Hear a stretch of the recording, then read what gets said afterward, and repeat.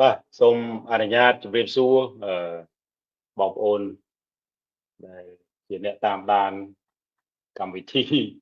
វិភាគចុងសប្តាហ៍វិភាគចុងសប្តាហ៍ប្រធានបទថ្ងៃនេះខ្ញុំគិតថាវាជាអាទិត្យទី29 30ហើយខ្ញុំមិនបានមើលអញ្ចឹងខ្ញុំបានធ្វើបទអត្ថាធិប្បាយជាការវិភាគផងជាការជជែក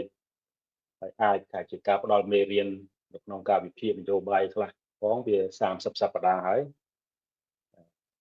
នៅតែ10នៅតែ20សប្តាហ៍ទៀតបានមួយឆ្នាំហើយបានមួយឆ្នាំថ្ងៃនេះខ្ញុំមានកិត្តិយសបានលោកអាលិចបាទជាអ្នកល្បីល្បាញខាងការពារបរិស្ថានខ្មែរជាជនបរទេសហើយជាស្ថាបនិករបស់អង្គការមេដាធម្មជាតិដែលធ្វើកិច្ចការងារទៅលើការពារធនធានធម្មជាតិការពារបរិស្ថាននិងការពារសម្បត្តិធម្មជាតិរបស់ដូនតាខ្មែរកិច្ចពិភាក្សាថ្ងៃនេះគឺផ្ដោតទៅលើប្រធានបទធំមួយនិយាយអំពីស្ថានភាពឬក៏បច្ចុប្បន្នភាពនៃសេដ្ឋកិច្ចកម្ពុជាក្រោមការដឹកនាំរបស់បណ្ឌិតសេដ្ឋកិច្ចហ៊ុនម៉ាណែត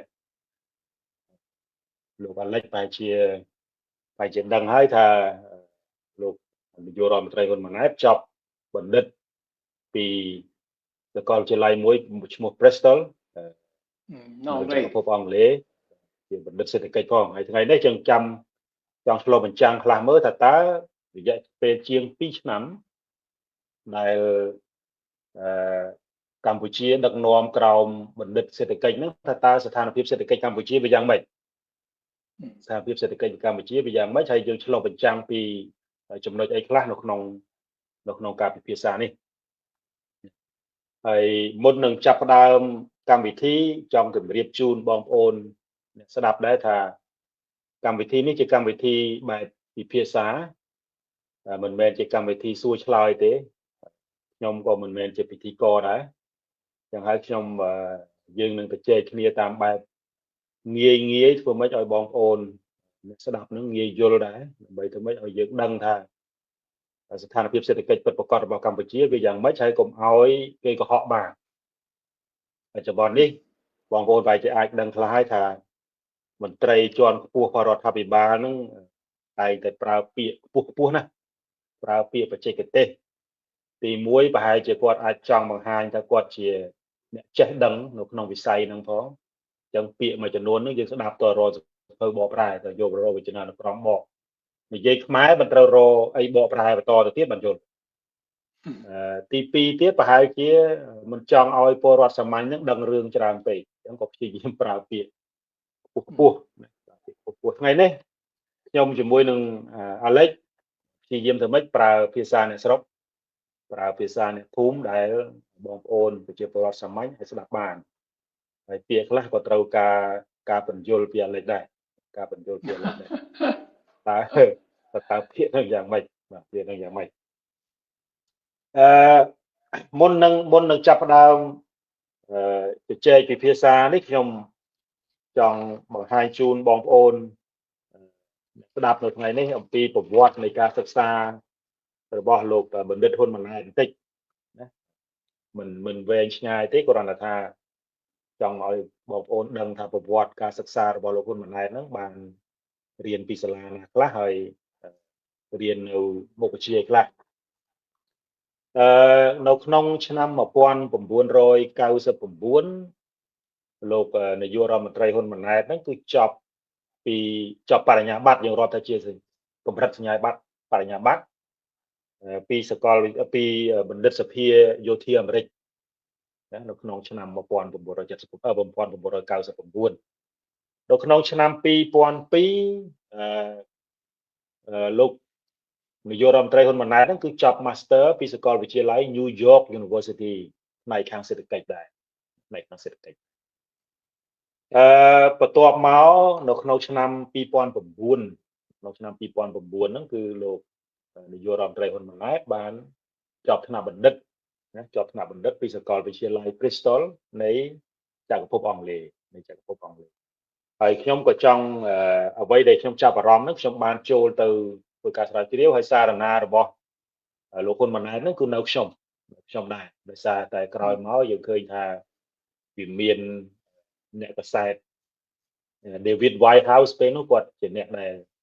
ព្យាយាមទៅរកមើលសារណារបស់លោកហ៊ុនម៉ាណែតសញ្ញាបត្រសារណាថាបណ្ឌិតហ្នឹងក៏អត់ឃើញនៅក្នុងបណ្ដាល័យអសេះអត់បានទេក៏ប៉ុន្តែក្រោយមកឃើញលោកហ៊ុនម៉ាណែតផ្ទាល់ហ្នឹងបានបង្ហោះ share នៅសារណាពេញទាំងថ្នាក់ master ទៅថ្នាក់បណ្ឌិតហើយខ្ញុំមានសារណាទាំងពីរហ្នឹងប៉ុន្តែខ្ញុំមិននិយាយថ្នាក់ master ខ្ញុំនិយាយថ្នាក់បណ្ឌិតសារណាថ្នាក់បណ្ឌិតរបស់គាត់ខ្ញុំប្រែជាផ្លូវការអាឡិចអាចជួយបន្ថែមបើសិនជាខ្ញុំប្រែមិនគ្រប់ន័យខ្ញុំអានជាភាសាអង់គ្លេសហ្នឹងសារណាគាត់ដាក់ឈ្មោះថា what determine the firm size distribution and structural integration across country study ចឹងហើយខ្ញុំប្រែតាមរបៀបអត់ផ្លូវការខ្ញុំប្រែថាតើប្រធានបទនៃសារណានោះប្រែថាតើអ្វីជាការកំណត់ការរួមចំណែកនិងរចនាសម្ព័ន្ធសមាហរណកម្មនៃទំហំសហគ្រាសនៅក្នុងប្រព័ន្ធសេដ្ឋកិច្ចជាការសិក្សានៅលើប្រទេសច្រើននឹងការប្រែប្រាស់ការប្រែបកប្រែប៉ុណ្ណឹងអាចស្ដាប់បានទេខ្ញុំថែមតិចទេបងសេរីហ្នឹងហើយតែប៉ាត់ខ្ញុំធ្លាប់អានដែរណាហើយខ្ញុំចាំជាងគេគឺគ្រាន់តែចរន្តជើងនៃសារណារបស់លោកម៉ាណែតហ្នឹងគឺប្រើភាសាអង់គ្លេសប្លែកគ្រាន់តែចរន្តជើងយើងស្ដាប់ទៅយើងថាដូចយើងកូនខ្ញុំ expand កូនកាត់អង់គ្លេសខ្ញុំគាត់ទៅស្ដាប់ចរន្តជើងនៃសារណាខ្ញុំថាខ្ញុំដូចទៅអានឹងទៅភាសាអត់ត្រឹមត្រូវផងខុសវេយ្យាករណ៍ច្រើនណាហើយក្រោយពីអានបានប្រហែលទំព័រខ្ញុំមានអារម្មណ៍ថាយល់មិនច្រើនអីប្រហែលតែមិនមែនដោយសារ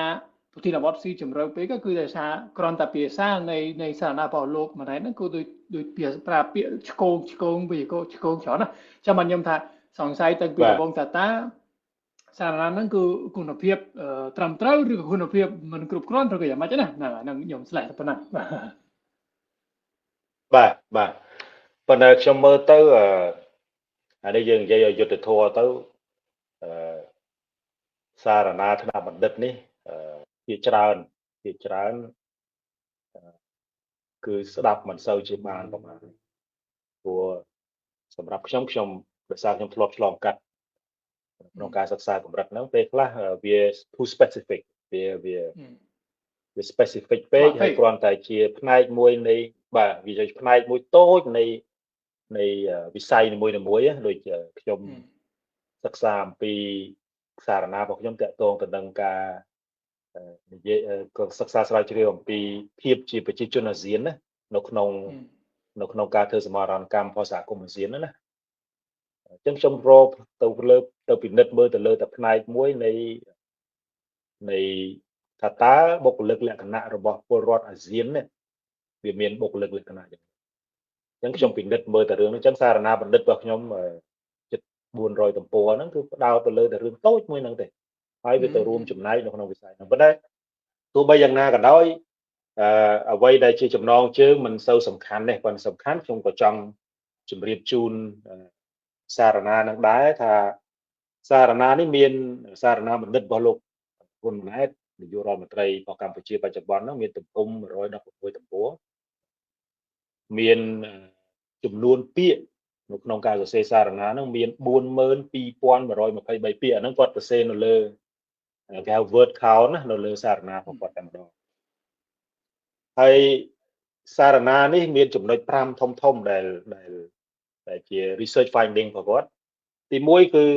គាត់រកឃើញថាទំនាក់ទំនងដ៏សំខាន់របស់សហគ្រាសធុនតូចនិងមធ្យមនៅក្នុងប្រព័ន្ធសេដ្ឋកិច្ចគឺអាស្រ័យទៅលើការកើនឡើងនិងការថយចុះនៃចំណូលរបស់សហគ្រាសនោះអាហ្នឹងការរកឃើញរបស់គាត់ទី1ស្ដាប់ទៅរៀងប្លែកៗណាការរកឃើញទី2គឺសហគ្រាសធុនតូចនិងមធ្យមហើយនិងប្រព័ន្ធសេដ្ឋកិច្ច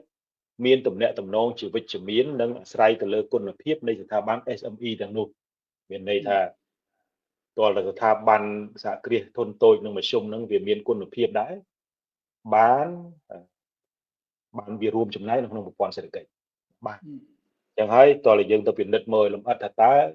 SM SME rồi có xã kia thôn tôi nhưng mà sung để miền quân ở phía đó vậy vì miền lẽ cái này chẳng vậy nó trong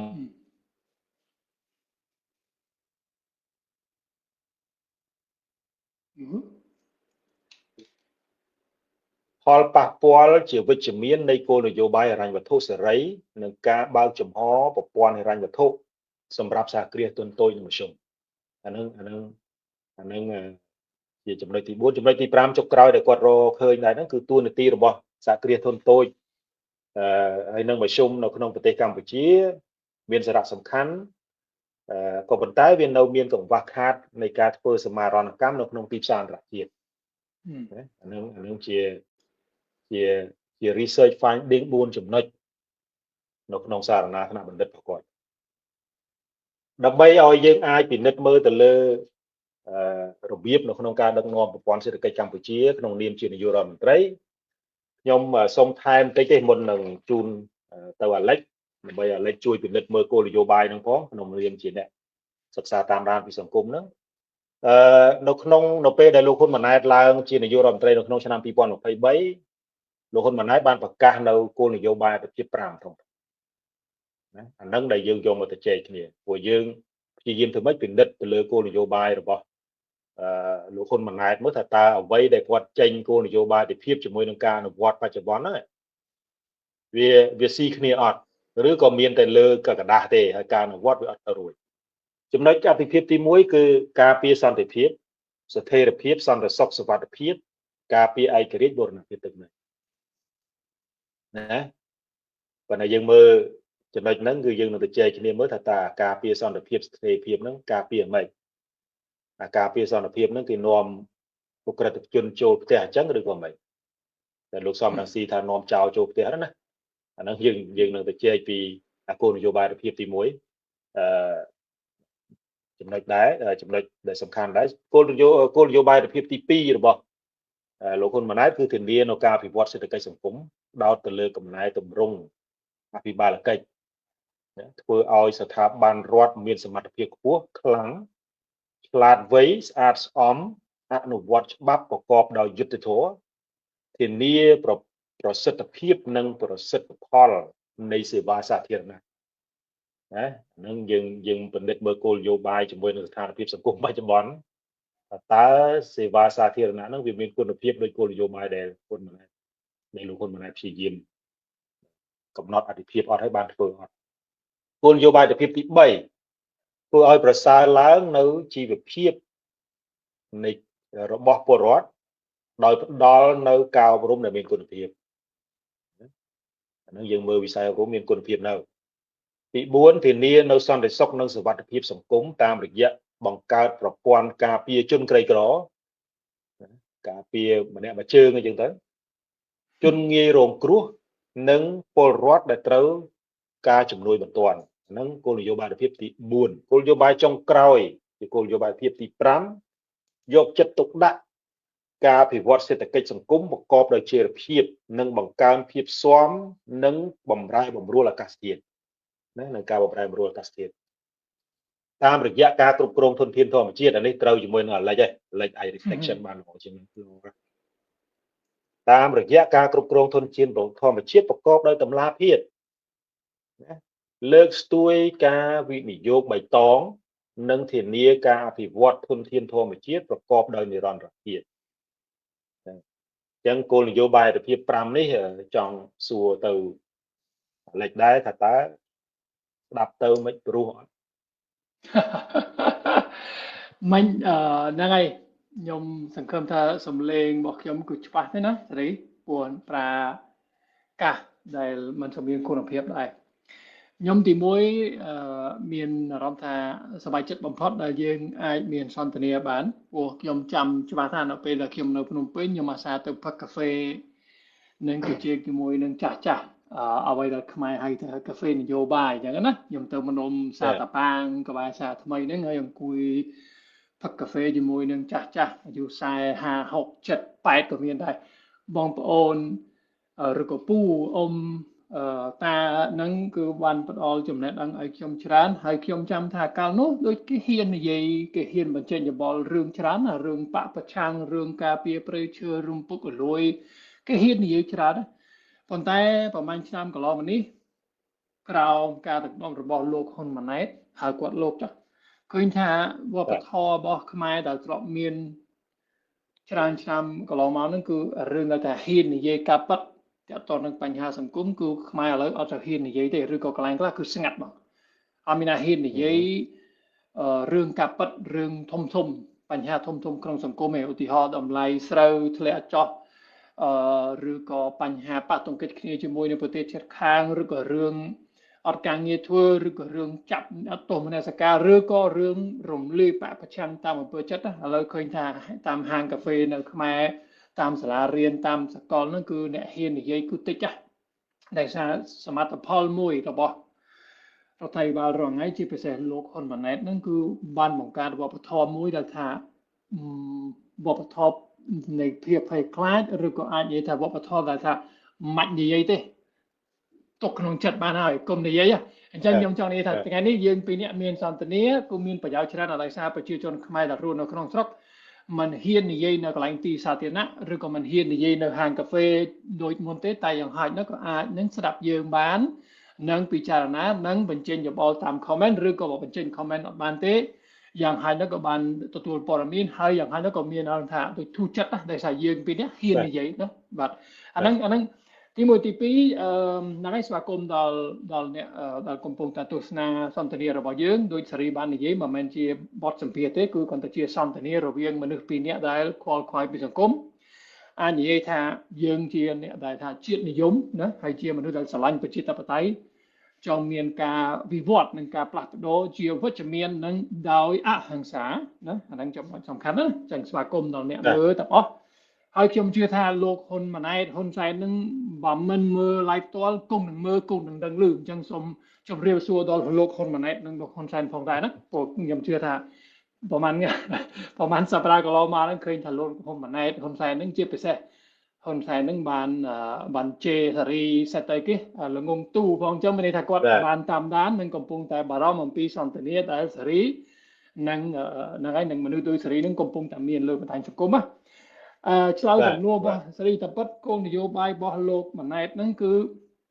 ដោយព្រោះស្ដាប់សតភាពបល័យពាក្យសំស្ក្រឹតមានពាក្យចីរភាពផងមានពាក្យអីគេកែតម្រង់មានពាក្យដែលថាពាក្យបច្ចេកទេសច្រើនណាស់ហើយក៏ខ្ញុំអានសារណារបស់ម៉ាណែតប្រហែលឆ្នាំមុនខ្ញុំមានអារម្មណ៍ថាខ្ញុំមានចំណុចសង្ស័យថាតើប្រកាសទេថាគាត់ជាអ្នកសរសេរឬក៏គាត់ជួលមនុស្សឲ្យគេសរសេរជំនួសពីព្រោះមិនខ្វះទេអ្នកនយោបាយសូម្បីតែនៅអេស្ប៉ាញនៅអង់គ្លេសនៅប្រទេសពេញពិភពលោកអ្នកនយោបាយដែលអួតថាបណ្ឌិតឬក៏អនុបណ្ឌិតពេលគេសើជ្រាវអីគេជីកអីជ្រៅគេជីកឲ្យជ្រៅតិចឃើញថាគេមិនបានសរសេរផងគេជួលមនុស្សមកសរសេរជំនួសអញ្ចឹងយើងចោទជាសំណួរថាតើគាត់ជាអ្នកសរសេរឬអត់ទេហើយដូចគ្នាដែរចំពោះគោលនយោបាយរបស់ម៉ាណែតដែលប្រកាសខ្លួនឯងថាមានប្រមាណ5ចំណុចតែប្រកាសទេដល់គាត់ជាអ្នកសរសេរឬក៏គាត់តែជួលមនុស្សមកសរសេរជំនួសក៏យើងមិនដឹងខ្ញុំចង់បដោតទៅលើ2ចំណុចនៃ5គោលនយោបាយ5ទី1រឿងការពារសន្តិភាពពាក្យសន្តិភាពពាក្យស្ថិរភាពនៅខ្មែរយើងដឹងហៅថាកូនដូចឪអត់ខុសគ្នាទេពាក្យសន្តិភាពនិងស្ថិរភាពនយោបាយមានន័យថាម៉េចមានន័យថាបកតែមួយអត់មានបកប្រឆាំងទេបកប្រឆាំងមានប៉ុន្តែបែបលខោនដើម្បីកុំឲ្យអន្តរជាតិរគុណជ្រុលប៉ុន្តែมันមានបកប្រឆាំងណាមួយដែលអាចឈ្នះឆ្នោតបានទេដាច់ខាតអាហ្នឹងជានយោបាយពិតប្រាកដនៃពាក្យថាស្ថិរភាពនយោបាយបកតែមួយឯងបកណាបកប្រជាជនអញ្ចឹងបើបកតែមួយប្រកាសថាឈ្នះឆ្នោតគ្រប់ពេលពីព្រោះបកតែមួយនឹងបកប្រឆាំងឈ្នះបាច់កាត់បើគេអត់អនុញ្ញាតឲ្យចូលរួមហើយពាក្យថាសន្តិភាពមានន័យថាម៉េចសន្តិភាពហ្នឹងយើងអត់និយាយរឿងសង្គ្រាមប៉ះទង្គិចគ្នាជាមួយថៃណាយើងនិយាយថារយៈពេលតាំងពី97ឬក៏តាំងពី98លើសមរភូមិវាមានសន្តិភាពហើយតាគណៈបកសំទោសគេហៅថាហ្វុនស៊ីពេចផងខ្មែរក្រហមអីហ្នឹងគ្មានអាវុធណាអញ្ចឹងសន្តិភាពនៅលើសមរភូមិមានហើយប៉ុន្តែអ្វីដែលអត់មានគឺសន្តិភាពពិតប្រាកដនៅក្នុងផ្លូវចិត្តរបស់ប្រជាពលរដ្ឋនិយាយកាប់ពិតមិនបានណាយើងទៅនិយាយកាប់ពិតតាក់ទងនឹងរឿងរ៉ូស៊ីបានអាហ្នឹងនិយាយបាន ណាយើងរស់ស៊ីជាពិសេសបើរស់ស៊ីកខ្វក់អាហ្នឹងនិយាយទៅមកសេរីទៅបើយើងចង់លក់លេតាមអនឡាញណាអាហ្នឹងមកសេរីមកប៉ុន្តែបើយើងនិយាយកាប់ប៉ាត់ចាតទៅនឹងប្រយោជន៍រួមអាហ្នឹងលេងមានសន្តិភាពអាហ្នឹងឆ្កែចចកអីហ្នឹងមកពាត់យើងមកខាប់យើងជាមិនផុតទេសេរីក៏ជាឧទាហរណ៍ជាក់ស្ដែងខ្ញុំក៏ជាឧទាហរណ៍ជាក់ស្ដែងហើយខ្មែរក្រៅប្រទេសរាប់ពាន់នាក់ក៏ជាឧទាហរណ៍ជាក់ស្ដែងឬក៏ខ្មែរក្នុងពន្ធនាគារមានប្រៃសមានគុកផ្សេងជិត100នាក់ក៏ជាឧទាហរណ៍ជាក់ស្ដែងហើយតែថាសន្តិភាពនិយមន័យរបស់ពាក្យសន្តិភាពនៃយោងតាមលោកហ៊ុនម៉ាណែតហ្នឹងគឺហាមនិយាយប៉ះពាល់បកកណ្ដាលអំណាចហើយបាននិយាយត្រូវតែទៅក្រៅប្រទេសឬក៏គេធ្វើបាបចាក់ដាក់ពន្ធនាគារអញ្ចឹងគឺចំណុចត្រង់នេះចំណុចត្រង់នេះចង់កាត់ឥឡូវតិចខ្ញុំដោយសារយើងក៏ទាំងពីរនេះសិតតែជាអ្នកតាមដានទេប៉ុន្តែគណៈថាចំណុចខ្លះក៏វាឆ្ងល់ខ្មែរគ្នាឯងដែរណាដូចខ្ញុំលើកឡើងខាងមុនបន្តិចចឹងថានៅពេលដែលរដ្ឋាភិបាលលោកហ៊ុនម៉ាណែតប្រកាសបន្តរក្សាសន្តិភាពណាដែលជាមរតកនយោបាយរបស់ឪពុកអ្វីដែលសំខាន់ដែលយើងឃើញចុងក្រោយហើយវាកើនឡើងដែលយើងនឹកស្មានមិនដល់ណាគឺក្រមឧក្រិដ្ឋកម្មមកពីប្រទេសចិនហើយសូម្បីតែរដ្ឋាភិបាលចិនហ្នឹងក៏តាមចាប់ពួកហ្នឹងដែរណាមិនមែនរដ្ឋាភិបាលចិនបញ្ជូនមកទេណាកិច្ចរដ្ឋាភិបាលចិនសំណួរយើងដែលយើងឆ្ងល់នៅក្នុងចិត្តហ្នឹងថាតើយើងរក្សាសន្តិភាពយ៉ាងម៉េចតើយើងរក្សាសុខសុវត្ថិភាពជូនពលរដ្ឋយើងយ៉ាងម៉េចតើយើងរក្សាស្ថិរភាពយ៉ាងម៉េចបើយើងបើកទ្វារទទួលអក្រិតជនសឹងតែសិតតែជាអក្រិតជនដែលអន្តរជាតិត្រូវការ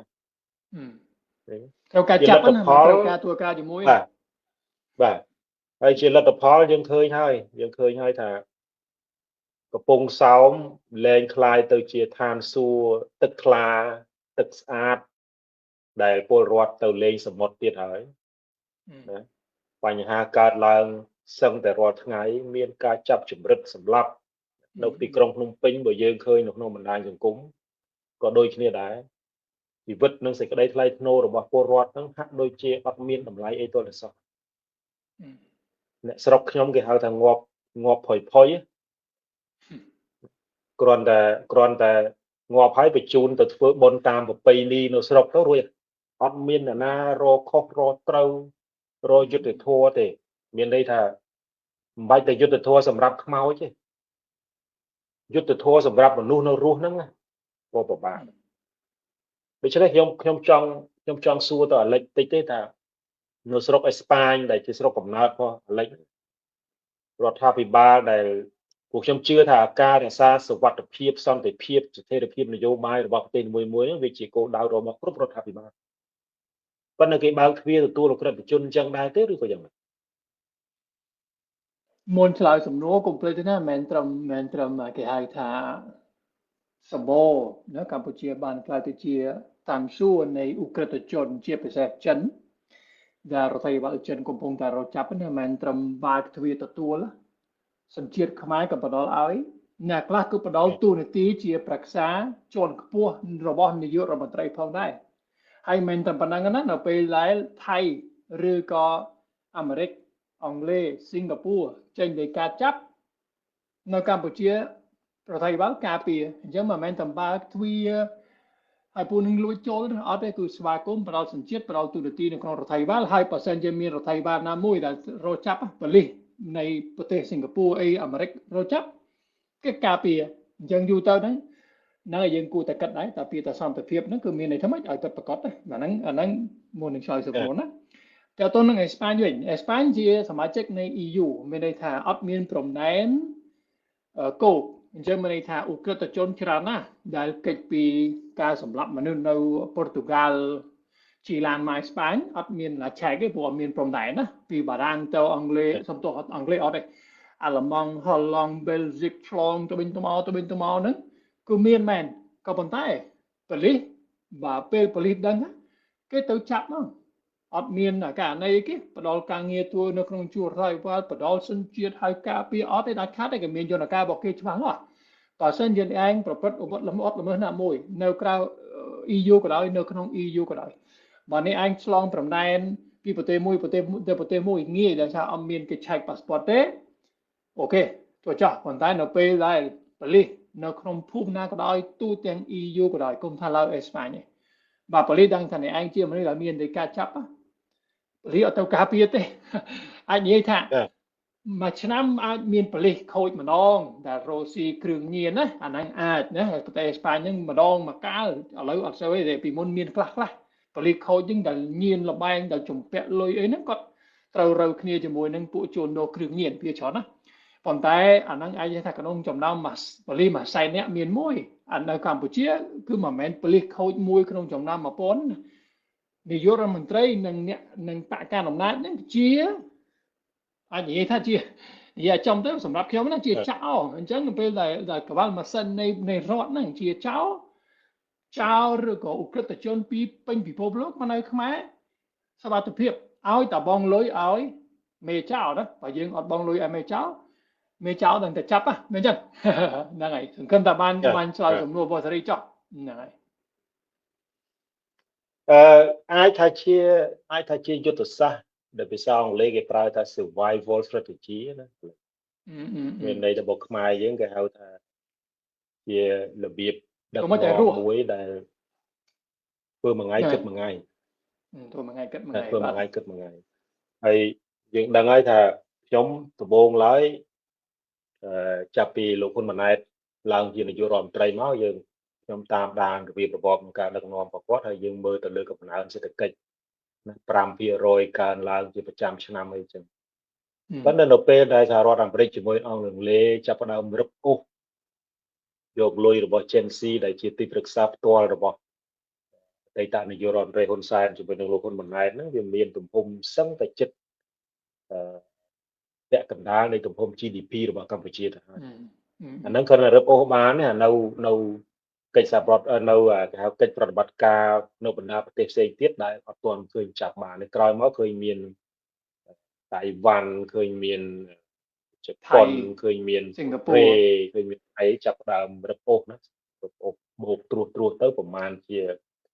17,000ទៅមួយដល់ក្រោយណា20,000 លានណាបើ20,000 លានហ្នឹងវាស្មើនឹងពាក់កណ្ដាលនៃទំហំសេដ្ឋកិច្ចទៅឬក៏អាចនិយាយថាសំទោសសេរីនេះគាត់អាចដើម្បីឲ្យប្រជាជនខ្មែរងាយយល់រដ្ឋហ្នឹងគឺមានថារដ្ឋាភិបាលចំណាយលុយមួយឆ្នាំប្រហែល8,000 លានដុល្លារក្នុងមួយឆ្នាំអញ្ចឹងបើយើងគិតតម្រូវការរបស់រដ្ឋទាំងអស់មានគ្រូបង្រៀនមានប្រាក់ខែទីហ៊ានមានទាំងអស់មិនអញ្ចឹងមួយឆ្នាំប្រហែលឆ្នាំ2025នេះវារដ្ឋាភិបាលហ៊ុនម៉ាណែតចំណាយប្រហែលជា 9,000 លាន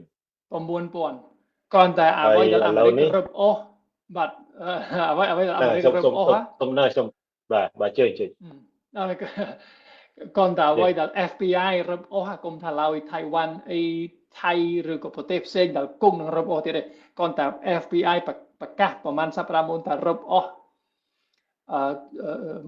គេថាម៉េចទ្រព្យសម្បត្តិមួយចំណែងទូចនៃឧក្រិដ្ឋជន Gen Z ហ្នឹងណាបាទសឹងតែតម្រូវការរបស់រដ្ឋហ្នឹងថាវិការជាតិថាវិការរដ្ឋាភិបាលហ្នឹងគុណនឹងចិត្តពីរដងណាខ្ញុំនិយាយអញ្ចឹងប្រហែលជាអ្នកខ្លះស្ដាប់ប្រហែលនេះប៉ុន្តែវាធំមែនតើហ្មងបាទនិយាយឲ្យស្រួលស្ដាប់ចេះបើយើងនិយាយពីទំហំសេដ្ឋកិច្ច GDP វាកម្ពុជាប្រហែលជា 40,000 លានទំហំសេដ្ឋកិច្ចយើងណាក្នុងមួយឆ្នាំហើយបើយើងនិយាយអំពីគេហៅទំហំ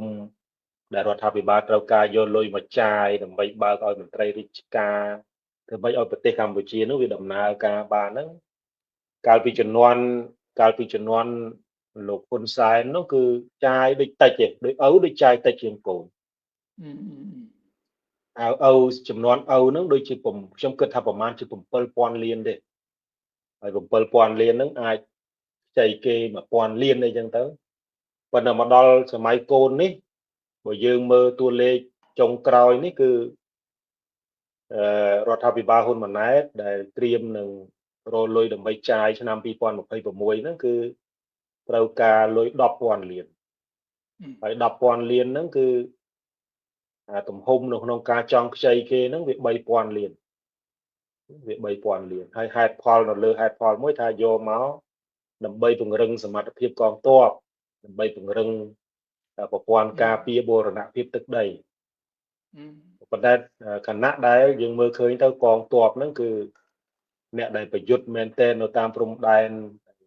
បាំងជាមួយថៃកន្លងមកហ្នឹងគឺសម្បូរតែកងទ័ពដែលគ្នាអត់មានជីវភាពអីឲ្យបានគ្រប់គ្រាន់ទេពឹងវាសម្បូរ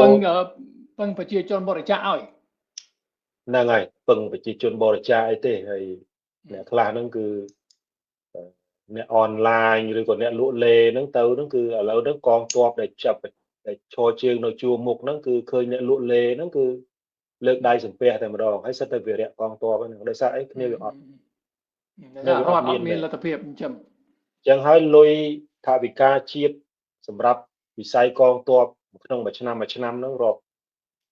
ពាន់លានហ្នឹងបើតាមតួលេខឆ្នាំទៅមិញហ្នឹងចន្លោះពី500ទៅ700លានដុល្លារវាធ្លាក់អត់ដល់កងទ័ពតូចតាចដែលនៅជួរមុខទេវាធ្លាក់ត្រឹមកងទ័ពដែល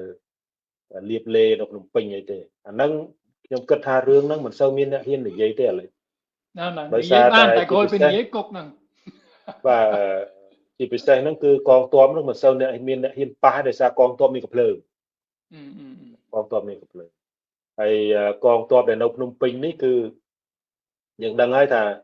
អ្នកបុកមនុស្សស្លាប់នៅក្នុងភ្នំពេញហ្នឹងគឺមួយចំនួនហ្នឹងគឺសិតតែកងទ័ពស្វឹងហ្នឹងចេញពីផាក់ស៊ីមកហ្នឹងគឺបុកហើយទៅពិនិត្យមើលសិតតែផ្កាយ1ផ្កាយ2ផ្កាយ3ហ្នឹងចឹងហើយថវិកា3000លានដែលតម្លើងសម្រាប់2026នេះគឺជាថវិកាដែលគម្រោងខ្ចីគេយកមកដើម្បីពង្រឹងវិស័យកងទ័ពគណៈដែលពិនិត្យមើលចេះឥឡូវពិនិត្យមើលថាបើសិនជាលោកហ៊ុនម៉ាណែតមិនទទួលសញ្ញាបត្របណ្ឌិតសេដ្ឋកិច្ចអាហ្នឹងយើងមិនគួរនិយាយទេប៉ុន្តែគាត់ទទួលបានសញ្ញាបត្របណ្ឌិតសេដ្ឋកិច្ចដឹកនាំ2ឆ្នាំរលុយពង្រឹងវិស័យកងទ័ពបណ្ដាអត់បានហើយយើងឃើញកំណើនសេដ្ឋកិច្ចកើនឡើងរហូតប៉ុន្តែត្រូវការពីផ្ទះត្រូវការពីដីចៃលុយគេយកមកដើម្បីការពារបូរណភាពទឹកដីខ្ញុំមិនដឹងថាតើការដំណើរការនៃប្រព័ន្ធសេដ្ឋកិច្ចដែលដឹកនាំដោយលោកហ៊ុនម៉ាណែតហ្នឹងគាត់ពិនិត្យមើលយ៉ាងម៉េចទេគណៈដែលបើយើងនិយាយពីសុខុមាលភាពសេដ្ឋកិច្ចណាអានឹងអ្នករៀនសេដ្ឋកិច្ចបែរជាស្គាល់ហើយខ្ញុំចង់បង្ហាញតិចដោយសារខ្ញុំនេះ research មួយដែលសរសេរដោយគេហៅ Well-being Economy Alliance សម្ព័ន្ធភាពនៃសុខុមាលភាពសេដ្ឋកិច្ចហ្នឹងគេពិនិត្យមើលទៅលើចំណុច5នេះគេហៅថាបើសេដ្ឋកិច្ចប្រទេសមួយមានសុខភាពវាលុះត្រាតែប្រទេសហ្នឹងវាលុះត្រាតែប្រទេសហ្នឹងទី1គឺជាប្រទេសដែលប្រព័ន្ធសេដ្ឋកិច្ចចូលរួមដោយពលរដ្ឋមានការសម្រេចចិត្តក្នុងកម្រិតសហគមន៍ហើយនិងកម្រិតជាតិជាប្រព័ន្ធសេដ្ឋកិច្ចដែលមានមិត្តជាមួយនឹងបរិស្ថានជាមួយនឹងធម្មជាតិរវាងរដ្ឋាភិបាលជាមួយនឹងពលរដ្ឋហើយនឹងពលរដ្ឋហ្នឹងគឺត្រូវតែមានគោលដៅរួមដើម្បីធានាថាសេដ្ឋកិច្ចហ្នឹងអាចជួយនៅក្នុងការធ្វើម៉េចឲ្យពួកគាត់រស់នៅដោយសមរម្យទី2ទៀតជាប្រព័ន្ធសេដ្ឋកិច្ចមួយដែលពលរដ្ឋរស់នៅដោយសេចក្តីថ្លៃថ្នូរហើយទី3នោះគឺយុត្តិធម៌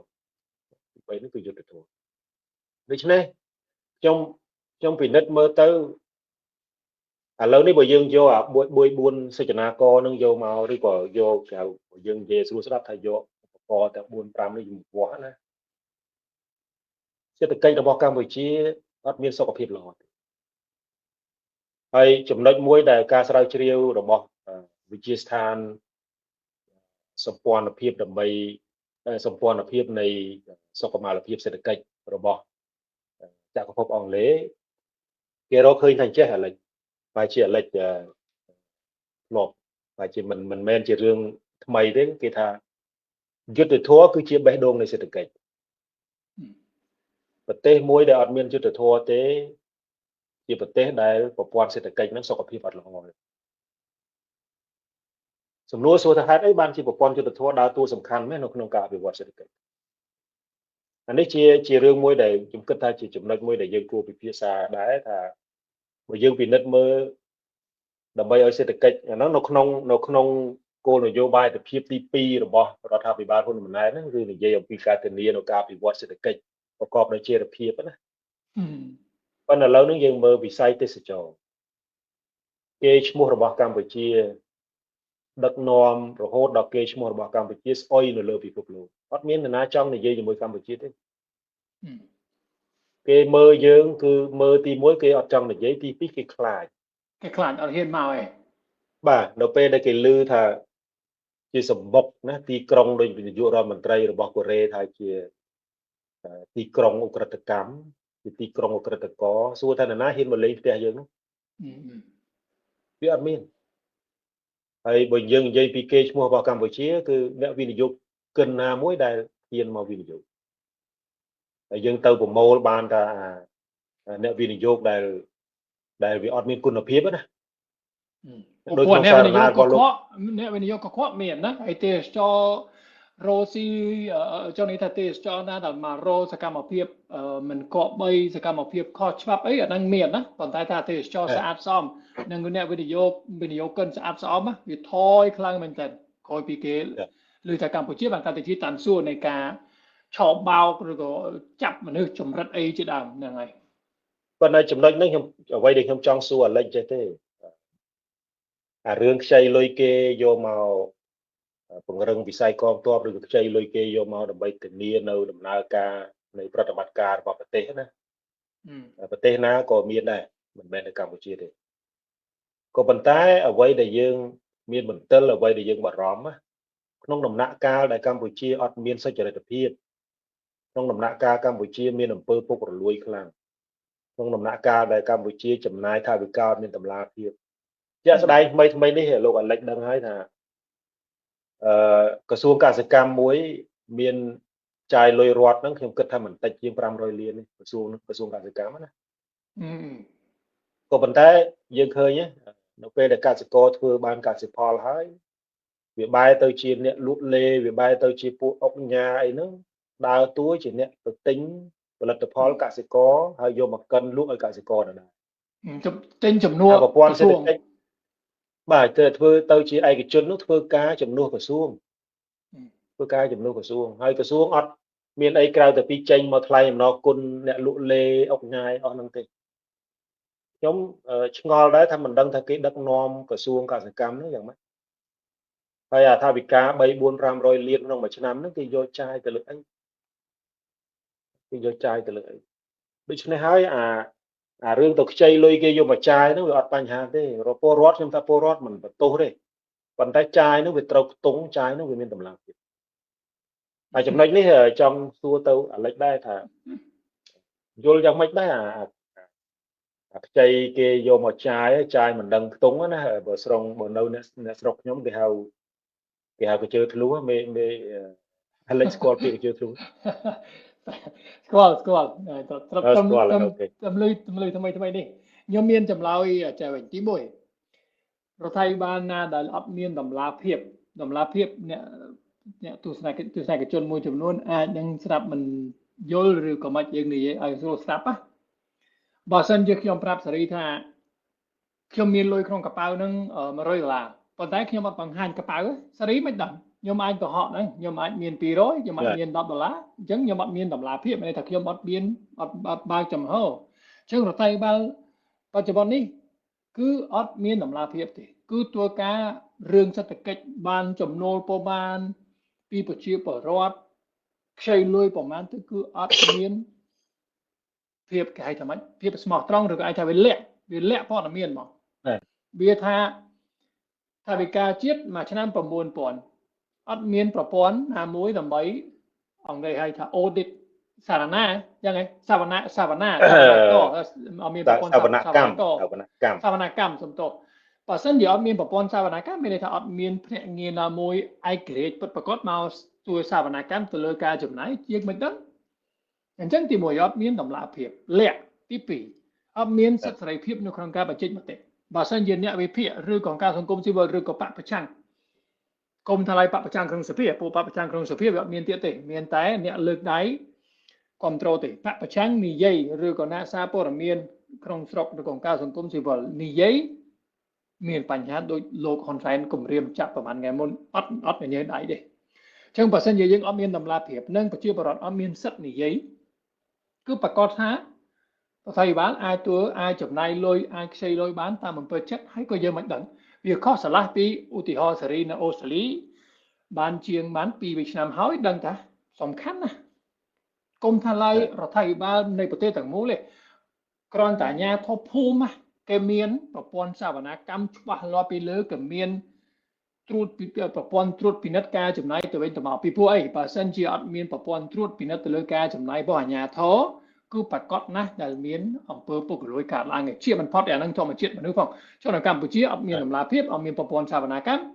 ហើយអាណាហ៊ាននិយាយឬក៏គុំថាឡើយនិយាយតែគាត់តែសួរម្នាក់នឹងមានបញ្ហាបាទអានឹងទី1ទី2គឺតើតើនឹងសំណួររបស់សេរីរឿងថាខ្ចីថវិកាយើងអាចនិយាយថា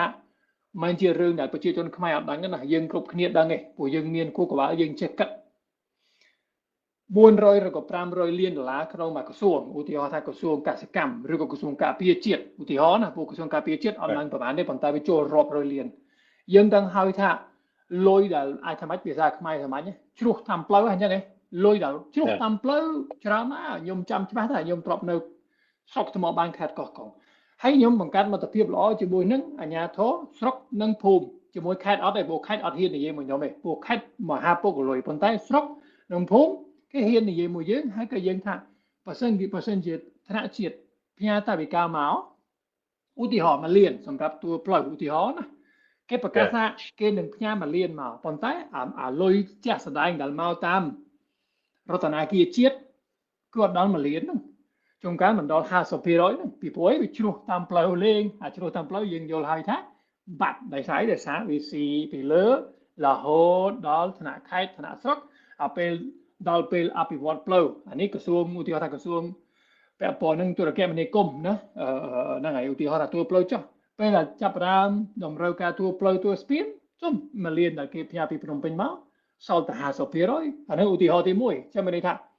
យើងអាចនិយាយថា2ម៉ោងក៏អត់តន់ឧទាហរណ៍ទេខ្ញុំធ្លាប់ជួបជាក់ស្ដែងផ្ទាល់នៅក្នុងប្រព័ន្ធពន្ធនាគារខ្ញុំធ្លាប់ធ្វើការ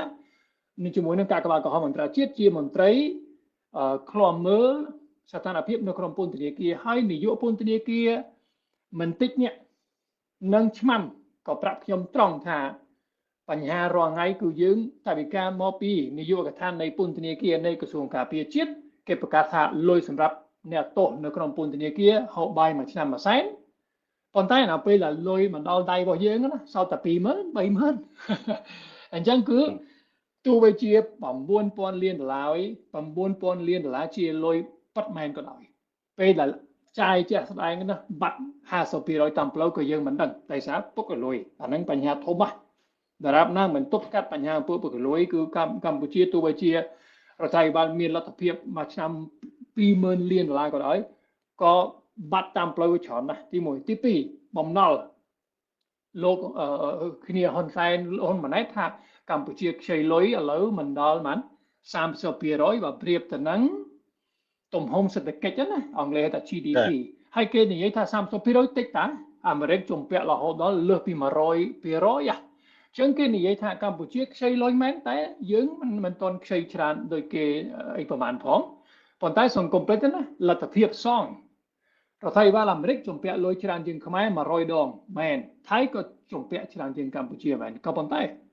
លទ្ធភាពនៃការសងអាប្រាក់កម្ចីដែលគេខ្ចីច្រើនជាងយើង10ដងកម្ពុជាមានស្អីឲ្យសងគេវិញបានអានេះចំណុចសំខាន់អាចតែបច្ចេកទេសតិចប៉ុន្តែសំខាន់ណាស់កន្លែងហ្នឹងដែលថាយើងខ្ចីឥឡូវហ្នឹងដល់30% នៃ GDP ហើយចំណុចទី3ចុងក្រោយគេប្រកាសថាឥឡូវសរុបប្រហែលសេរី12000 13000លានដុល្លារដែលរដ្ឋាភិបាលថាកម្ពុជាជំពាក់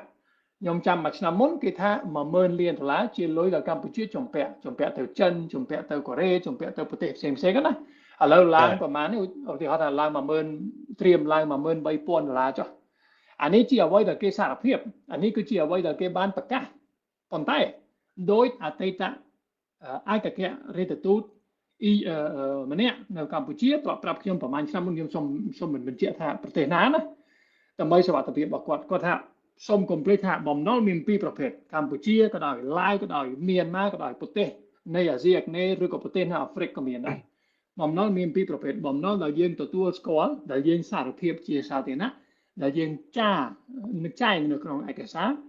ប្រភេទទី2បំណុលអសាធារណៈបំណុលសម្ងាត់ដែលមានជាមួយនឹងចិនអញ្ចឹងឧទាហរណ៍ថាលោកហ៊ុនម៉ាណែត2ឆ្នាំកន្លងមកខ្ចីមួយឆ្នាំ$5000 លានពីចិនហើយទទួលស្គាល់ថាប្រកាសថាខ្ចីតែ1000ក៏យើងមិនដឹងអាហ្នឹងសំខាន់នៅពេលណាដែលមានការផ្លាស់ប្ដូរក្បាលម៉ាស៊ីនមានបកប្រឆាំងបកផ្សេងការអំណាចម្ដងហើយជារដ្ឋាភិបាលត្រឹមត្រូវតម្លាភាពកាត់ពីប្រជាពលរដ្ឋអាចរដ្ឋាភិបាលលោកឈីជីនពីងប្រាប់ថានេះឯងមិនជំពាក់ខ្ញុំ$5000ដល់លោកហ៊ុនម៉ាណែតនិយាយណាជំពាក់15000ក៏យើងមិនដឹងពីព្រោះការខ្ចីថាវិការមួយចំនួនជាប្រាក់កម្ចីសម្ងាត់ក៏យើងមិនដឹងអានេះចំណុចសំខាន់ដែលចង់ឲ្យប្រជាជនចាប់ផ្ដើមយល់ថាកុំជឿអ្វីដែលគ្នាហ៊ុនម៉ាណែតថាខ្ចី3000ពួកអាចខ្ចី$7000 លានក្នុងមួយឆ្នាំក៏យើងមិនដឹងហើយយើងសួរគេចាក់យើងទៅគុកហ្នឹងដោយសារហ្នឹងហើយលេចហើយនឹងខ្ញុំ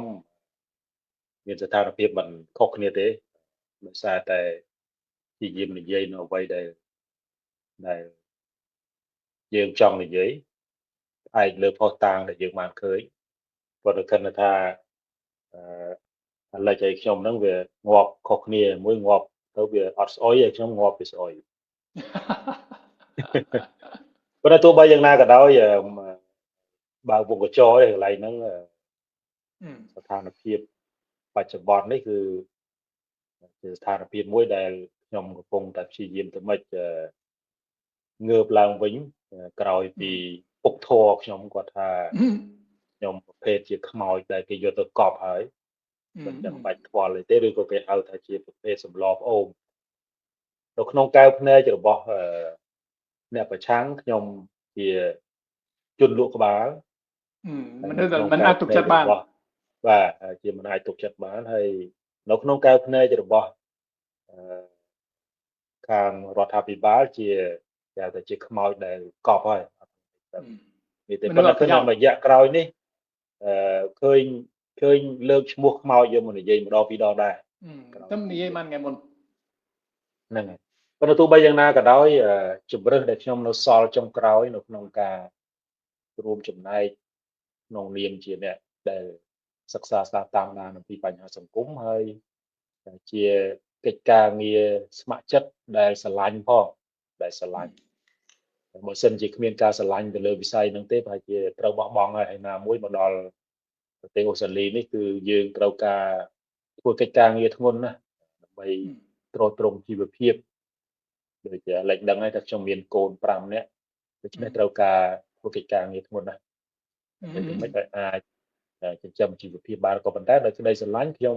សុខចិត្តងើបឡើងវិញនៅពេលដែលរបួសនៅពេលដែលមហាជនកាត់ទោសខ្ញុំហើយខ្ញុំងើបឡើងវិញដើម្បីចាប់ផ្ដើមធ្វើកិច្ចការងារដែលខ្ញុំស្រឡាញ់បន្តិចម្ដងហើយជំរឿនដែលខ្ញុំសល់ចុងក្រោយគឺជំរឿនដែលខ្ញុំត្រូវបម្រើមនសិការខ្លួនឯងបម្រើនៅក្តីស្រឡាញ់របស់ខ្ញុំអានឹងគ្រាន់តែបើកវងកញ្ចក់ទេប៉ុន្តែទោះបីយ៉ាងណាក៏ដោយសង្ឃឹមថាមហាជននឹងផ្ដល់យុត្តិធម៌ឲ្យខ្ញុំវិញក្រោយពីមានបញ្ហាតាក់ទងទៅនឹងការចោទប្រកាន់តាមពិតទៅវាជារឿងពិតទេបើគិតថាហេតុផលដែលយើងយកលុយគេហ្នឹងទៅតើយកក្នុងហេតុផលអីប៉ុន្តែខ្ញុំគិតថាមហាជនមិនត្រូវការស្ដាប់អីឡើងវិញទៀតទេព្រោះអាហ្នឹងយើងបាននិយាយអស់ហើយក៏ប៉ុន្តែទោះបីយ៉ាងណាក៏ដោយមនុស្សដែលនិយាយដូចខ្ញុំដូចអាលិចឬក៏ដូចបងប្អូនដែលធ្វើកិច្ចការងារសង្គមអ្នកនយោបាយដែលតស៊ូនៅលើខ្សែវាននយោបាយប្រជាធិបតេយ្យហ្នឹងគឺមិនគេហៅថាយើងជួបគ្រោះហ្នឹងមិនសូវខុសគ្នាទេរត់ចោលស្រុកចឹងទៅអាលិចជាមនុស្សម្នាក់ដែលពលរដ្ឋខ្មែរស្រឡាញ់ចូលចិត្តជាមនុស្សដែលស្រឡាញ់បរិស្ថានស្រឡាញ់ដីខ្មែរនេះចង់ខ្លាំងជាងខ្មែរផងប៉ុន្តែនៅតែរងគ្រោះចឹងហើយសង្គមមួយដែលអ្នកស្រឡាញ់ជាតិពិតប្រាកដมันអាចរស់នៅបានវាជាសង្គមមួយដែល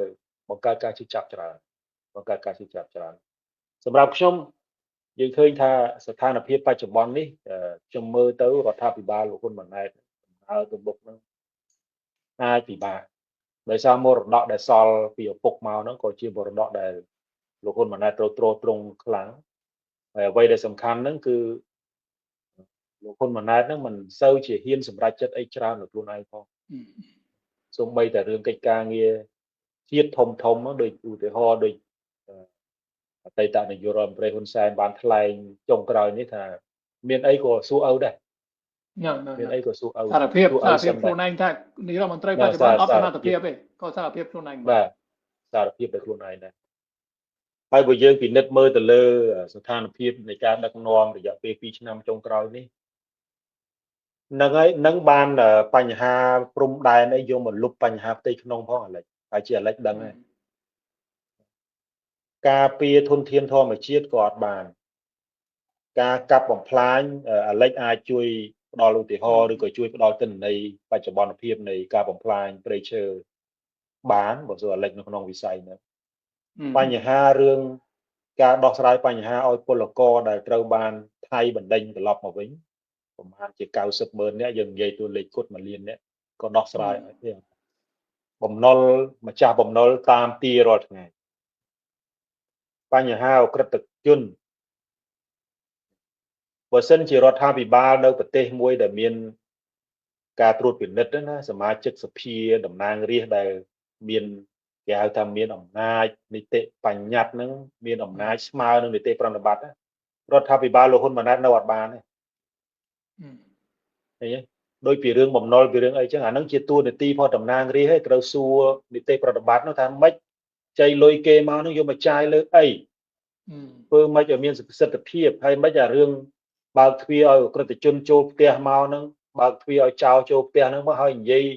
ឲ្យនាំគ្នានិយាយអរគុណសន្តិភាពហ្នឹងវាមានរឿងអីពិតប្រាកដអានេះជាតួនាទីរបស់តំណាងរាស្ត្រប៉ុន្តែឃើញយើងឃើញហើយតំណាងរាស្ត្របើតំណាងរាស្ត្រមកពីគណៈបកហ៊ុនស៊ិនប៉ិចយើងមិនបន្ទោសទេសំឡេងគ្នាហ្នឹងវាសាបដូចទឹកមាត់ណាតំណាងរាស្ត្រនៅក្នុងព្រឹទ្ធសភាប្រមាណអ្នកហ្នឹងក៏ហ៊ុនសែនហ្នឹងសម្លុតសឹងតែរាល់ថ្ងៃដែរដូច្នេះហើយអាលេចលើកឡើងថាវាអត់មានប្រព័ន្ធនៅក្នុងការត្រួតពិនិត្យឬក៏ប្រព័ន្ធសវនកម្មជាតិហ្នឹងវាអត់ដំណើរការចឹងហើយនីតិប្រតិបត្តិដែលយើងហៅថាជាក្រមដឹកនាំគណៈរដ្ឋមន្ត្រីមាននាយករដ្ឋមន្ត្រីមានឧបនាយករដ្ឋមន្ត្រីមានរដ្ឋមន្ត្រីហ្នឹងគឺធ្វើអីគ្មានខ្វល់ជាមួយអ្នកណាទេគេហៅអ្នកស្រុកគេហៅជីសេះលែងដៃព្រោះអត់មានអ្នកណាពិនិត្យទេប្រធានព្រឹទ្ធសភាឪអញប្រធានរដ្ឋសភាគ្នាអញបងអញពូអញអ៊ំអញទេចាចឹងអត់មានអ្នកណាពិនិត្យអ្នកណាទេប៉ុន្តែគ្រាន់ថាអ្វីដែលយើងឈឺគឺយើងឃើញជាក់ស្ដែងពលរដ្ឋខ្មែរទៅធ្វើខ្ញុំគេច្រើននៅក្រៅប្រទេសកសិករធ្វើស្រែបានស្រូវហើយត្រូវបានក្រសួងកសិកម្មហ្នឹងបន្ទោសណាមានតែធ្វើស្រូវបានហើយបន្ទោសតែមិនได้ធ្វើស្រូវដូចគ្នាអញ្ចឹងដូច្នេះហើយអ្វីដែលសំខាន់ខ្ញុំពិនិត្យមើលទៅបើសិនជាក្នុងករណីប្រទេសមួយដែលមានការត្រួតពិនិត្យបានត្រឹមត្រូវមិនចាំបាច់តែចាំឲ្យពលរដ្ឋងើបឡើងដើម្បីទម្លាក់រដ្ឋាភិបាលហ្នឹងទេសភាអាចបោះឆ្នោតទម្លាក់រដ្ឋាភិបាលបានព្រោះសភាជាអ្នកបង្កើតបោះឆ្នោតផ្ដល់សេចក្តីទុកចិត្តឲ្យគណៈរដ្ឋមន្ត្រីឲ្យរដ្ឋាភិបាលហ្នឹងដើម្បីដឹកនាំប្រទេសបើសិនជាក្មួយអត់មានសមត្ថភាពនៅក្នុងការដោះស្រាយបញ្ហាកាពះរបស់ប្រជាជនបែបនេះសុវត្ថិភាពរបស់ប្រជាជនបែបនេះសួរថាតើមានស្ថាប័នណាដែលពលរដ្ឋពឹងបានអាឡិចអាចលើកឧទាហរណ៍បានទេថាតើស្ថាប័នណាដែលពលរដ្ឋអាចពឹងបានទៅប្តឹងប៉ូលីសដោយទៅឲ្យប៉ូលីសសម្លុតចូលទៅពេទ្យដោយឲ្យពេទ្យជេរចូលទៅតុលាការដោយយកលុយទៅពឹងភ្លើងយក្សអញ្ចឹងសុំភ្លើងយក្សដូច្នេះហើយអ្វីដែលសំខាន់គឺឥឡូវនេះជំរើសចុងក្រោយរបស់ពលរដ្ឋបែរជាអាឡិចក៏បានពិនិត្យមើលនៅការកើតឡើងនៃព្រឹត្តិការណ៍នយោបាយជុំវិញពិភពលោកដែរជាពិសេសការទម្លាក់រដ្ឋាភិបាលនៃប្រទេសផ្សេងៗចុងក្រោយ ដោយសារតែការអសមត្ថភាពនៅក្នុងការដោះស្រាយបញ្ហាជូនពលរដ្ឋនេះខ្ញុំឃើញថាពលរដ្ឋខ្មែរស្លូតចាញ់សម្លុតគេច្រើនណាស់ប៉ុន្តែទោះបីយ៉ាងណាក៏ដោយខ្ញុំនៅជឿលើឈាមខ្មែរថាឈាមខ្មែរនេះជាឈាមមួយដែលមិនបោះបង់ការតស៊ូទេជាឈាមមួយដែលតែងតែព្យាយាមធ្វើម៉េចទោះបីជាមានការធ្វើបាបយ៉ាងម៉េចក៏ដោយក៏នៅតែងើបឡើងដែរបើអញ្ចឹងទេខ្មែរមិនអាចសល់ប្រទេសបានប៉ុណ្្នឹងទេបើធៀបជាមួយនឹងចម្ប៉ាធៀបជាមួយនឹងខ្មែរធៀបជាមួយនឹងពួកមនតែនៅក្នុងតំបន់ហ្នឹងណាអាហ្នឹងបើវងកញ្ចក់ប៉ុណ្្នឹងប៉ុន្តែទោះបីយ៉ាងណាក៏ដោយចង់ត្រឡប់មកអាលិចវិញថាបើនិយាយពីសមត្ថភាពក្នុងការការពារបរិស្ថានណាមានបានពិនិត្យមើលថាតើប៉ុណ្ណឹងហ្នឹងគឺអាចទទួលយកបានទេឥឡូវដែលរដ្ឋាភិបាលមួយដែលបណ្ដោយឲ្យមានការកាប់បំផ្លាញធនធានធម្មជាតិតាំងពីរឿងរ៉ែខ្ញុំបានទៅជែកជាមួយអាលិចកន្លងមកពីរឿងមាសរ៉ែមាសអានោះសិតជាធនធានរបស់ខ្មែរនឹងចង់ឲ្យអាលិចជួយផ្ដល់នៅមុនអស់តាងខ្លះមុនឆ្លើយសំណួរមិញណាមិញសេរីប្រាប់ថាអីគេសេដ្ឋកិច្ចនៅកម្ពុជាអត់មានសុខភាពល្អយើងនិយាយលេងលាជាមួយនឹងមែនតើណាអ្នកស្ដាប់គេច្រើនគេប្រូមណាគេស្ដាប់គេប្រូមគឺថាហ្នឹងហើយពួកអត់មានសុខភាពល្អមែនប្រខែទៀបផងឬក៏អត់មានការងារធ្វើប៉ុន្តែអ្នកខ្លះមួយចំនួនជាពិសេសអ្នកកាន់អំណាចរាល់ថ្ងៃគេអាចឆ្លើយតបឌឺថាអត់សេដ្ឋកិច្ចកម្ពុជាអត់មានសុខភាពមិនបាទគេបានលុយរាប់ពាន់លានដុល្លាររាប់រយលានដុល្លារមួយឆ្នាំរហូតដល់មានលទ្ធភាពទិញឡាន Ferrari ទិញផ្ទះនៅអង់គ្លេសនៅស៊ីដនីគាត់តែមេប៉ូលីសម្នាក់កុំថាឡើយមេប្រទេសជាតិទាំងមូលគាត់ថាមេប៉ូលីតាមស្រុកអីម្នាក់ក៏មានលទ្ធភាពជូនកូនទៅរៀនសាលាឯកជនអញ្ចឹងសុខភាពនិយាយលេងណាតែជាប្រធានបទសំខាន់ណាសុខភាពនៃសេដ្ឋកិច្ចនៅកម្ពុជាល្អសម្រាប់មិនដល់ 1% នៃប្រជាជនអាហ្នឹងណាដែលជាសំខាន់សំណួររបស់សេរីសំខាន់ខូចពីរំលាយឬក៏បណ្ដេញវិទ្យុអស៊ីសេរីCambodian Daily ក្រុងពេញប៉ោះដែលជាសារព័ត៌មានឯករាជ្យ BOD ក៏បាត់ផងមានរំលាយបកសង្គ្រោះជាតិចឹងគ្មានអ្នកសួរដេញដោលនៅក្នុងសភាសកម្មជនបរិស្ថានហ្នឹងគេចាប់ដាក់គុកដោយឃើញ5នាក់ណាសកម្មជននៃចលនាមេដាធម្មជាតិផងឬក៏ប្រជាជនគុំថាឡើយសកម្មជនបរិស្ថានគាត់តែប្រជាជនខ្លួនឯងនៅតាមតំបន់ព្រៃឡង់ចងដាលបាតាមព្រៃហ្នឹងក៏គេចាប់ដែរឬក៏គេបាញ់ចោលក៏មានដែរអញ្ចឹងក្រោយពីអត់មានអ្វីដែលអាចត្រួតពិនិត្យបានឬក៏ក្រោយពីអត់មានណាដែលអាចរាយការណ៍នៃការបានឃើញថាលបឿននៃការបំផ្លិចបំផ្លាញធនធានធម្មជាតិនៅកម្ពុជាគឺនិយាយឲ្យពីឲ្យសម្ាញ់ទៅគឺអស់ទាស់ចឹងណាខ្មែរហៅអស់ទាស់មកយើងព្យាយាមគេហៅថានិយាយទៅម៉េចកុំឲ្យបំបត្តិទឹកចិត្តរបស់ប្រជាជនប៉ុន្តែអ្វីដែលជាការប៉ັດត្រូវតែនិយាយខ្ញុំចាំច្បាស់នៅពេលដែលលោករដ្ឋរាល់ថ្ងៃគាត់ជារដ្ឋមន្ត្រីក្រសួងដែនដីណាតែពីមុនគាត់អតីតរដ្ឋមន្ត្រីក្រសួងបរិស្ថានលោកកូនសៃឈុំណាសៃសំអល់ពេលដែលខ្ញុំឮថាគាត់នឹងកាន់តួនាទីជារដ្ឋមន្ត្រីក្រសួងបរិស្ថានយើងមានអារម្មណ៍ថាដូចសក្តិមានអារម្មណ៍ថាដូចមួយយ៉ាងណាពួកគាត់រៀននៅអូស្ត្រាលីគាត់មិនអតីតខ្មែរក្រហមល្ងងខ្លៅអត់ចេះអក្សរណាគាត់រៀនបណ្ឌិតរៀនអនុបណ្ឌិតណាហើយក៏មនុស្សដូចគាត់អាយុ40អាយុ50អីមានមនុស្សជាច្រើនតែឈាមថ្មីមកចូល CPP យើងមានអារម្មណ៍ថាគេលោកការពារព្រៃឈើការពារធនធានធម្មជាតិដល់សេះសល់បានណា no way អង់គ្លេស no way មកប្រហែលឆ្នាំកន្លងមកនេះជាពិសេស 3-4 ឆ្នាំកន្លងមកនឹងលបឿននៃការបំផ្លាញព្រោះយើងអត់និយាយពីមុនអត់បំផ្លាញពីឥឡូវបំផ្លាញទេណាគុំច្រឡំទេកម្ពុជាត្រូវបានគេបំផ្លិចបំផ្លាញធនធានធម្មជាតិនៅកម្ពុជាជាពិសេសព្រៃឈើត្រូវបានគេបំផ្លាញអត់ឈប់ឈរតាំងពីឆ្នាំ93 94នៅពេលដែលឈប់បាញ់គ្នាតាមព្រំដែនប្រទេសចាប់ផ្ដើមមានសន្តិភាពលើសមរភូមិកាប់ឈើគឺអនាធិបតេយ្យគ្រប់កន្លែងអញ្ចឹងឥឡូវនេះគឺគាត់តែលបឿនវាឡើងមកកម្រិតទៀតកាប់ព្រៃឈើនៅម្ដុំអូយ៉ាន់អាវខេត្តរតនគិរីមណ្ឌលគិរីខេត្តកោះកុងកាប់ឈើទីហ៊ានអ្នកកាប់ហើយលក់ឲ្យវៀតណាមលបឿនគុណនឹង2បំផ្សាច់តាមទន្លេមេគង្គខ្ញុំដាក់ឧទាហរណ៍ជាក់ស្ដែងព្រោះសំណួរសេរីតទៅនឹងស្ថានភាពធនធានធម្មជាតិបំផ្សាច់តាមទន្លេបាសាក់តាមទន្លេមេគង្គ bom đói mình trả trả trong số cái nom trên tàu Việt Nam cái bạc cát luôn anh bạn khai môn tha mà pon pram rồi liền táo chia chủng luôn khách là cái chrome lúa tàu của Việt Nam đôi sở này giấy chắp vào đó mà số mọi tu sai cái chốn tao từ lừa cái này này cho bạn nè ưu tiên hạnนี้chỉโทรศัพท์บอกខ្ញុំណាខ្ញុំយកโทรศัพท์ហ្នឹងយកទៅលក់ទៅអ្នកផ្សេងអាហ្នឹងរឿងរបស់ខ្ញុំតាពួកហ្នឹងទូរស័ព្ទឯកជនប៉ុន្តែបើសិនជាយើងបូមខ្សាច់ឬក៏យើងជីករ៉ៃមាសឬក៏យើងកាប់ឈើណាសិតតែរឿងសិតតែគេទ្រព្យសម្បត្តិរបស់រដ្ឋទ្រព្យសម្បត្តិរបស់រដ្ឋមានន័យថាម៉េចជាទ្រព្យសម្បត្តិរបស់ប្រទេសកម្ពុជាទាំងមូលមានន័យថាជាទ្រព្យសម្បត្តិសាធារណៈរបស់ទាំងអស់គ្នាអញ្ចឹងបើសិនជាក្រសួងត្រូវរើគ្នាជាមួយនឹងក្រុមហ៊ុនវៀតណាមឬក៏ជាមួយនឹងក្រុមហ៊ុនផ្សេងកាប់ឈើបូមខ្សាច់ជីករ៉ៃមាសរឿងមាសគឺអស់ទាស់ប្រហែលខែកន្លងមកនឹងទទួលព័ត៌មានថាមនុស្សគ្រី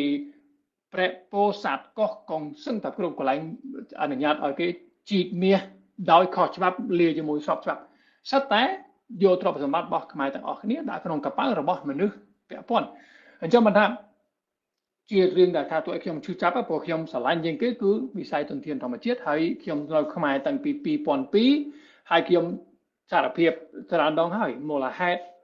ដែលធ្វើឲ្យខ្ញុំនឹងចង់ទៅនៅខ្មែរគឺធនធានធម្មជាតិហ្នឹងខ្ញុំដំបូងខ្ញុំនៅសរិនតានៅខេត្តស៊ីសាកេតនៃខេត្តថៃហើយរស់នៅក្បែរព្រំដែនហើយដល់ពេលដែលបាត់ពាក់ខ្ញុំទៅលេងនៅប្រាសាទព្រះវិហារហ្នឹងណាក៏ឃើញធនធានធម្មជាតិឃើញព្រៃឈើនៅខ្មែរទៅច្រើនមែនតើច្រើនជាងថៃឆ្ងាយណាអាហ្នឹងឆ្នាំ2001ណាឥឡូវក៏លេខមើលឆ្នាំ2025 26នេះគឺព្រៃឈើបូកនឹងរាជរឿងខ្សាច់អីគឺបំផ្លាញច្រើនមែនតើអញ្ចឹងជារឿងដែលឈឺចាប់ប៉ុន្តែបើយើងវិភាគហេតុអ្វីបានជាបន្ថែមល្បឿននៃការបំផ្លាញព្រៃឈើគឺចម្លើយពាក់ព័ន្ធរឿងស្ថានភាពសេដ្ឋកិច្ចទេសចរក៏ថយអ្នកវិនិយោគមកពីក្រៅប្រទេសស្អាតស្អំក៏ថយមានរឿងឧទាហរណ៍ថាម៉ាន់9សែននាក់ដែលពីមុន1លាននាក់ដែលពីមុនធ្វើការនៅថៃជាពលករឥឡូវមកកម្ពុជាវិញអញ្ចឹងសេដ្ឋកិច្ចកម្ពុជាកំពុងតែថយរដ្ឋាភិបាលអត់សមមានលទ្ធភាពប្រមូលលុយតាមពន្ធដារបញ្ហាច្រើនអញ្ចឹងគណៈបកប្រជាជនរាល់ថ្ងៃគឺឃើញថាអត់មានជំរឿនណាមួយក្រៅតែពីបំផ្លាញទុនធានធម្មជាតិបំផ្លាញទ្រព្យសម្បត្តិរបស់រួមដើម្បីអីដើម្បីបំពេញតម្រូវការរបស់មិនបំពេញតម្រូវការរបស់ប្រទេសជាតិបំពេញតម្រូវការរបស់បុគ្គលដែលពាក់ព័ន្ធជាមួយនឹងប្រព័ន្ធហ្នឹងពីព្រោះប្រទេសកម្ពុជាដឹកនាំដោយរបបប្រជាការហើយរបបប្រជាការឧទាហរណ៍ថាមានមនុស្ស10នាក់ពាក់ព័ន្ធគ្នានៅក្នុងប្រព័ន្ធការអំណាចហើយបានគេនៅជាមួយគ្នាអ្វីខ្លះជាកៅមិនមែនជាមនសិការហើយកៅមិនមែនជាប្រជាជនជ្រើសរើសក្រៅមកឆ្នោតទេកៅគឺជាលុយអញ្ចឹងគណៈបកប្រជាជនលោកហ៊ុនម៉ាណែតដឹងណាបើសិនជាចង់ឲ្យអ្នកនៅក្នុងប្រព័ន្ធរបស់គាត់ស្មោះត្រង់ជាមួយគាត់ដែលរឹងមាំជាថ្លងតែមួយណាតលតែមានលុយកខ្វក់នៅក្នុងនឹងច្រើនតលតែមានពុកលុយច្រើនតលតែអ្នកនៅក្រោមគាត់គឺមានលទ្ធភាពបានលុយពីសកម្មភាពខុសច្បាប់ចាំមិនគាត់អនុញ្ញាតឲ្យគេទៅបូមខ្សាច់អនុញ្ញាតឲ្យគេកាប់ឈើអនុញ្ញាតឲ្យគេធ្វើសកម្មភាពខុសច្បាប់ទាំងអស់តែមិនឲ្យបានលុយសម្រាប់ប្រព័ន្ធពេលលុយបានចូលប្រព័ន្ធហ្នឹងប្រព័ន្ធនៅជាមួយគ្នារឹងមាំជាមួយគ្នាស្មោះត្រង់នឹងគ្នានិងបុគ្គលនីមួយបានលុយចូលកប៉ៅរាប់រយរាប់ពាន់លានដុល្លារក្នុងមួយឆ្នាំយូរទៅកម្ពុជាខ្លាយទៅជានិយាយលេងទៅចាស់មុនបោះឲ្យសេរីវិញមិនជាកម្ពុជាទេណាយូរទៅខ្លាយទៅជាហ៊ុនបូឌីមានន័យថាសេដ្ឋកិច្ចកម្ពុជាគឺពាក់ព័ន្ធជាមួយនឹងការរកស៊ីរបស់តកូលហ៊ុនហ្នឹងហើយសេរីបាទហើយហ្នឹងហើយបើយើងនិយាយអំពីអ្វីដែលអាឡិចលើកឡើងហ្នឹងគេហៅនៅស្រុកខ្មែរហ្នឹងគេហៅជាយុទ្ធសាស្ត្រអញជួយឯងជួយអញហ្នឹងនិយាយសាមញ្ញទៅយុទ្ធសាស្ត្រអញជួយឯងជួយអញហ្នឹងគឺដើម្បីធ្វើម៉េចឲ្យអ្នកបើយើងនិយាយថាឲ្យមនុស្សដែលនៅក្នុងគណៈបព្វជិជនឬក៏ឲ្យមនុស្សដែលក្នុងរដ្ឋាភិបាលនោះស្មោះត្រង់ជាមួយរដ្ឋាភិបាលរបស់លោកហ៊ុនម៉ាណែតហ្មងខ្ញុំអត់ជឿលើទ្រឹស្ដីហ្នឹងទេប៉ុន្តែដោយអាឡិចលើកឡើងអញ្ចឹងថាដើម្បីអាចឲ្យទៅជាមួយគ្នាបានឯងជួយអញជួយឯងរកអីបានរកហ្នឹងទៅកុំឲ្យតែប៉ះមកអញណាដូច្នេះវាទៅជាមួយគ្នាប៉ុន្តែសួរថាទៅបានចម្ងាយប៉ុណ្ណាអាហ្នឹងយើងមិនទាន់និយាយអំពីរឿងទ្រឹស្ដីមិនអមតៈផងអ្វីដែលរដ្ឋាភិបាលលោកហ៊ុនម៉ាណែតបច្ចុប្បន្នរស់បានប្រភពធំបំផុតគឺ ឧក្រិដ្ឋកម្មអនឡាញ ហ្នឹង ដែលតាមរបាយការណ៍របស់អង្គការរបស់អង្គការអន្តរជាតិមួយគេរកឃើញថាការធ្វើឧក្រិដ្ឋកម្មអនឡាញនៅកម្ពុជាហ្នឹងវារួមចំណែកទៅក្នុងប្រព័ន្ធ GDP របស់កម្ពុជារហូតដល់ 60% ហ្នឹងចឹងហើយបើសិនជាក្នុងករណីមានការបង្ក្រាបឧក្រិដ្ឋកម្មអនឡាញនៅកម្ពុជាដែលមានប្រសិទ្ធភាពចឹងកម្ពុជាបាត់ចំណូល 60% ដែលខ្លួនរកអាហ្នឹងចំណុចទី1ចំណុចទី2អ្វីដែលកម្ពុជាបាត់ដែរហ្នឹងគឺអាឡិចដឹងហើយថាពលករខ្មែរដែលធ្វើការនៅក្នុងប្រទេសថៃក្នុងមួយឆ្នាំគាត់ផ្ញើលុយមកឲ្យកម្ពុជាផ្ញើលុយចូលទៅក្នុងប្រព័ន្ធសេដ្ឋកិច្ចកម្ពុជាប្រមាណជាចន្លោះ 1,500 ទៅ 2,000 លានដុល្លារក្នុងមួយឆ្នាំហើយឥឡូវហ្នឹងបាត់អាហ្នឹងតែព្រមចឹងហើយអ្វីដែលសំខាន់ហ្នឹងគឺមនុស្ស1លានអ្នកដែលត្រឡប់មកវិញគាត់អត់មានអីធ្វើទេ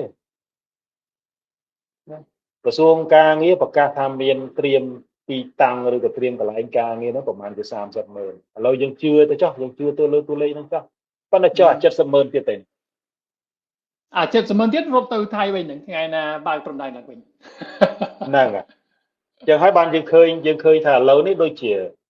ចេតនាហ្នឹងគឺ and on ហ្នឹងរកតែធ្វើម៉េចឲ្យស្រួលឲ្យមានការបើកព្រំដែននេះឡើងវិញទេណាដូចយើងឃើញហើយថាតាំងពីឆ្លោះជាមួយគេ5ថ្ងៃមកដំបូងឡើយស្មានតែគេអត់ហ៊ានណាស្មានតែដូចសម័យអភិសិទ្ធទៅសម័យព្រះវិហារហ្នឹងគេបាញ់គ្នាតាមព្រះវិហារបាទគេនៅបាញ់គ្នាមកប្រើទៅគេសុំចរចាលើកនេះគេដាក់មែនតើនិយាយចឹងមិនប្រអាប់កម្ពុជាទេប៉ុន្តែឃើញយើងថាលើកនេះថៃប្រើកម្លាំងបាយមែនតើដូច្នេះកម្ពុជាដឹងច្បាស់ហើយថាវិបាលហ៊ុនម៉ាណែតដឹងច្បាស់ហើយតែលេងមើលនៅអត់ការទេខាចឹងហើយក៏រៀង end on ទៅរកការចរចាអញ្ចឹងឃើញដើរប្រើយុទ្ធសាស្ត្រស្ងាត់តែមិនស្ងៀមអីជាដើមឡើងប៉ុន្តែអានោះវាជារឿងសេរីសំទោសខ្ញុំឆ្ងល់មួយទៅហ៊ុនសែននិយាយមិនថ្ងៃមុនថាបិទព្រំដែន500ឆ្នាំក៏អត់បញ្ហាទេឬក៏ខ្ញុំស្ដាប់គាត់ច្រឡំអាហ្នឹងគាត់បើខ្ញុំគិតថាអាហ្នឹងជាពាក្យពិតហើយព្រោះគាត់មិននិយាយតែរឿងហ្នឹងទេសូម្បីតែកាលពីឆ្នាំខ្ញុំចាំឆ្នាំមិនច្បាស់ទេប៉ុន្តែកាលគាត់នៅជានាយករដ្ឋមន្ត្រីណាគាត់ថាបរទេសណាមិនជួយខ្មែរក៏ដោយមិនបាច់ផ្ដល់ជំនួយអីក៏ដោយកាលហ្នឹងគាត់ខឹងសំរងស៊ីអំពីគាត់ចោទសំរងស៊ីថាទៅដើរប្រាប់ប្រទេសរដ្ឋបរទេសផ្សេងឲ្យបិទឈប់ជួយខ្មែរទៅណាហើយគាត់ថាមិនណាមិនជួយខ្មែរក៏ហ៊ុនសែនមិនងាប់ដែរអាហ្នឹងគឺមិនមែនជាលើកទី1ទេដែលនិយាយបែបហ្នឹងមិនមែនជាលើកទី1ទេដែលនិយាយបែបហ្នឹងគឺមានន័យថារឿងគាត់ហ្នឹងមិនងាប់មែនហ្នឹងហើយប៉ុន្តែពលរដ្ឋទេអ្នកងាប់អាហ្នឹងគាត់និយាយដល់ខ្លួនឯងករណីនេះក៏ដូចគ្នាដែរបាត់500ឆ្នាំទៀតក៏គ្រួសារហ៊ុនសែនក្រុមគ្រួសារតកូលហ៊ុនមិនខ្វាយចាយដែរប៉ុន្តែពលរដ្ឋសាមញ្ញទេអា1លានអ្នកដែលធ្លាប់តែរកចំណូលបានឥឡូវតើណាទៅធ្វើស្រែស្រូវអត់បានទេឡើងលក់ធ្វើអត់ចំណេញធ្វើមហត្តាអស់1លានលក់វិញបានតែ 80,000 ឬក៏ 60,000 រៀលចឹងវាអត់មានជម្រើសអីទេដូច្នេះហើយខ្ញុំអាចថាជាសំណួរកិច្ចពិភាក្សាចំណុចចុងក្រោយថាក្រៅតែពីអ្វីដែលយើងទៅជែកគ្នាមកណាយើងមានចំណុចណាទៀតដែលយើងអាចឆ្លុះបញ្ចាំងអំពីការមិនមានសមត្ថភាពនៅក្នុងការដឹកនាំសេដ្ឋកិច្ចកម្ពុជាតាមអ្វីដែលអាចធៀបស្មើនឹងជាមួយនឹងអ្វីដែលខ្លួនឯងបានទទួលសញ្ញាបត្រណាព្រោះយើងនិយាយពីបណ្ឌិតសេដ្ឋកិច្ចគួបផ្សំជាមួយនឹងទីប្រឹក្សាសេដ្ឋកិច្ចនៅជុំវិញខ្លួនរាប់រយនាក់ហ្នឹងខ្ញុំគិតថាកម្ពុជាមិនគួរធ្លាក់ខ្លួនដល់ឥឡូវទេកម្ពុជាមិនគួរពឹងដង្ហើមអ ுக ្រិតជនទេកម្ពុជាក៏មិនគួរពឹងដង្ហើមប្រទេសជិតខាងដើម្បីរកទីផ្សារដែរខ្ញុំឧទាហរណ៍ជាក់ស្ដែងឥឡូវនៅក្នុងប្រទេសអូស្ត្រាលីនេះទៅរកទិញអង្គខ្មែរពិបាកណាទៅរកទិញអង្គខ្មែរយកមកហូបប៉ុន្តែឃើញតែថ្មីនេះឃើញក្រុមហ៊ុនមួយឈ្មោះកាយ៉ាជួយឃោសនាឲ្យក្រុមហ៊ុននឹងទីទៅជាផលិតផលខ្មែរសុទ្ធ một xây tiền nó cứ cầm hồn yuan và đặt mua chia phía xã Khmer chẳng tất à cái anh đang chia chấm nói mối để dương khơi haสมรรถภาพនៅក្នុងការរកទីផ្សារឲ្យពលរដ្ឋប៉ុន្តែក្រៅទៅពីចំណុចហ្នឹងអស់ហ្នឹងហើយលេចមានអីឆ្លុះប្រចាំងទៀតទេថាអ្វី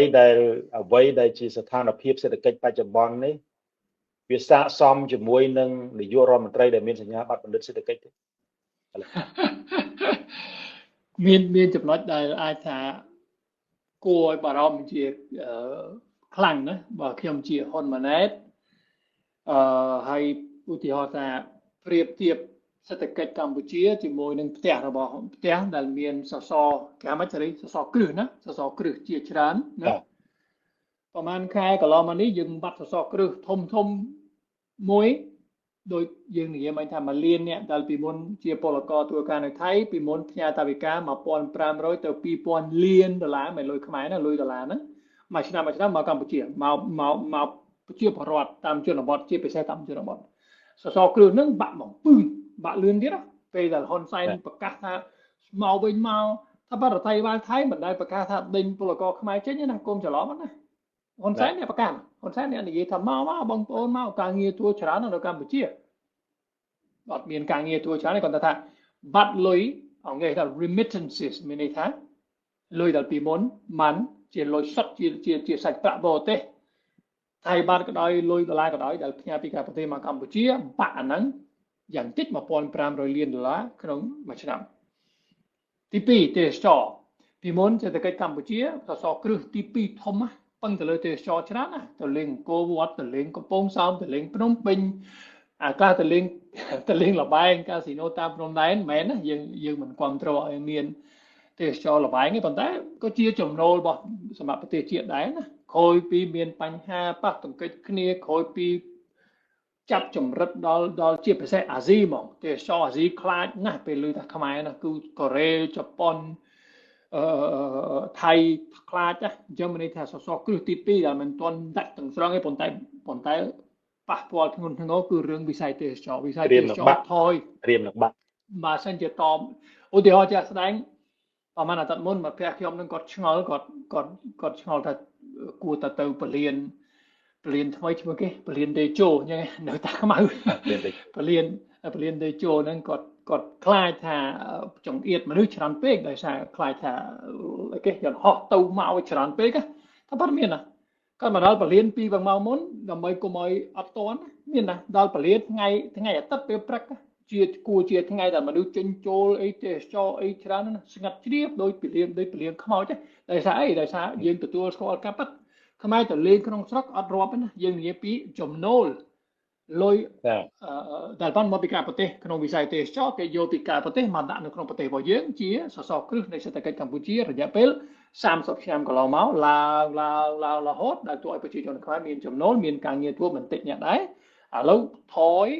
សឹងតែបាក់ពេលរ៉ាល់ក៏ថាបានដែរហ្នឹងសសរគ្រឹះទី2ទី3បិទព្រំដែនជាមួយថៃយើងអត់និយាយថាគួរបិទឬមិនគួរបិទទេយើងគ្រាន់តែនិយាយថាក្រោយពីបិទព្រំដែនមានប្រជាពលរដ្ឋតាមខេត្តបន្ទាយមានជ័យឧត្តរមានជ័យបាត់ដំបងពោធិ៍សាត់កោះកុងអីណាគេអត់មានទីផ្សារដើម្បីនាំចេញនៅផលិតផលរបស់គេជាពិសេសផលិតផលកសិកម្មខ្ញុំស្គាល់ប្រជាជនខ្មែរច្រើនណាស់ម្ដងកោះកុងបាត់ដំបងពោធិ៍សាត់អីបន្ទាយមានជ័យខ្ញុំស្គាល់គេច្រើនណាស់គេមានស្រែគេមានចំការគេមានខ្លះគេមានគោគេមានក្របីពីមុនទីផ្សារធំបំផុតមិនព្រមពេញណាមិនហាណូយណាថៃពួកនៅក្បែរហ្នឹងបាត់គ្រប់ហ្មងហើយដាច់ខាតអត់អនុញ្ញាតឲ្យផលិតផលឆ្លងព្រំដែនផលិតផលចេញអាហ្នឹងគឺជាសសរគ្រឹះមួយដែលគុំមើលងាយណារាប់រយលានដុល្លារក្នុងមួយឆ្នាំដែលបាត់បង់ទីផ្សារហើយបើសិនជាយើងថាអត់អីទេវៀតណាមទិញចំនួនវៀតណាមទិញចំនួនតតែតម្លៃថោកបំផុតទេហើយបើសិនជាតម្លៃនៃផលិតផលថោកពេកក៏យើងខាតហើយបើយើងខាតឆ្នាំក្រោយអត់ធ្វើស្រូវអត់ធ្វើស្រែទៀតទេព្រោះយើងខាតហ្នឹងទុកដីទៅទេទៅវាមិនចំណេញជាងសសរគ្រឹះទី4ចុងក្រោយសេរីដែលយើងអត់ទាន់បាននិយាយអង់គ្លេសហៅថា the big elephant in the room អាហ្នឹងគេហៅមិនតម្រុយធំបំផុតក្នុងបន្ទប់មានន័យថារឿងធំដែលយើងអត់ហ៊ាននិយាយកន្លងមកតែត្រូវតែនិយាយកម្ពុជាសេដ្ឋកិច្ចកម្ពុជាវិស័យធំបំផុតបើយើងអត់រាប់រឿងឆោបោកអនឡាញណាគឺ ផលិតខោដោយអាវនេះផលិតនៅកម្ពុជាណានាំចេញទៅអាមេរិកនិងនាំចេញទៅអឺរ៉ុបអឺរ៉ុបដក 20% ហើយនៅ EVA ដោយសាររំលោភសិទ្ធិមនុស្សបើសិនជាតអញ្ចឹងតទៅមុខទៀតណាអត់មានបពប្រចាំអត់មានគេហៅម៉េចសិទ្ធិបញ្ចេញមតិផងអត់មានបោះឆ្នោតសេរីរៀងយុត្តិធម៌អត់ចាប់តាគុកអត់អញ្ញើដៃមកនឹងឆោបបោកជនជាតិអឺរ៉ុបគ្នាឯងផងអនឡាញយូរទៅ EU អាចនឹងកាត់30បាត់កាត់ 30% នៃ EVA ក៏មិនដឹងទី2រឿងនៅក្នុងអសសរគ្រឹះទី4ដដែលរដ្ឋាភិបាលអាមេរិករាល់ថ្ងៃហ្នឹងដឹកនាំដោយលោក Donald Trump មួយថ្ងៃគាត់ប្រកាសថាបាន 49% ជាពន្ធដែលផលិតផលពីកម្ពុជានាំចូលទៅអាមេរិកយកពន្ធ 49% ក្រោយមកគាត់ថយត្រឹមបាន 19% ប៉ុន្តែ 19% ក៏ច្រើនណាស់ 19% មិនដូចមុនទេពីមុនខ្មែរផលិតខោកង់បៃជើងអីជាដើមនាំចេញទៅអាមេរិក 0% ហ្នឹងឥឡូវឡើង 19% ហើយអាត្រាំថ្ងៃណាមួយខឹងគ្នាដោយសាររឿងណាមួយឡើង 30-40% ក៏មិនដឹងអញ្ចឹងមានន័យថាបើសិនជាខ្ញុំជាហ៊ុនម៉ាណែតហើយជាឧទាហរណ៍ថាគាត់ជាបណ្ឌិតសេដ្ឋកិច្ចបែនឧទាហរណ៍ចុះបារម្ភខ្លាំងណាស់គាត់ថាគាត់មិនហ៊ានទទួលស្គាល់នៅនឹងរឿងផ្សេងឯតែបារម្ភខ្លាំងដែលថាផ្ទះរបស់យើងផ្ទះដែលប្រៀបទៅនឹងសេដ្ឋកិច្ចមានសក់គ្រឹះប្រមាណបាក់2 3អាយមួយទៀតអង្គើយើងដឹងហើយថាបើសិនជាផ្ទះរបស់យើងមានសសរគ្រឹះ5 6ហើយបាត់មួយអត់អីណាចុះបើបាត់3 4ពេលមានខ្យល់ថ្ងៃណាមួយមានបញ្ហាណាមួយឧទាហរណ៍ថា COVID ឬក៏ជំងឺណារ៉ាំរ៉ៃដោយ COVID ប្រហែលឆ្នាំមុនឬក៏មានវិបត្តិសេដ្ឋកិច្ចជាសកលណាតែរបស់យើងសសរតែ1 2ទប់ជាប់ទេទឺមិនចឹងខ្យល់មកពាំងអាហ្នឹងចំណុចដែលខ្ញុំគិតថាគួរតែចាប់ផ្ដើមឲ្យយើងគិតឲ្យយើងនិយាយហើយសូមចុងក្រោយពីខ្ញុំសេរីដួលពួនបាននិយាយជាមួយគ្នាយូរដែរហើយកាសហ្នឹងសឹងតែអស់ថ្មគឺយើងឃើញថាអ្វីដែលកើតឡើងនៅនេប៉ាល់ថ្មីនេះនៅស្រីលង្កានៅបង់ក្លាដេសនៅប្រទេសផ្សេងផងដែរ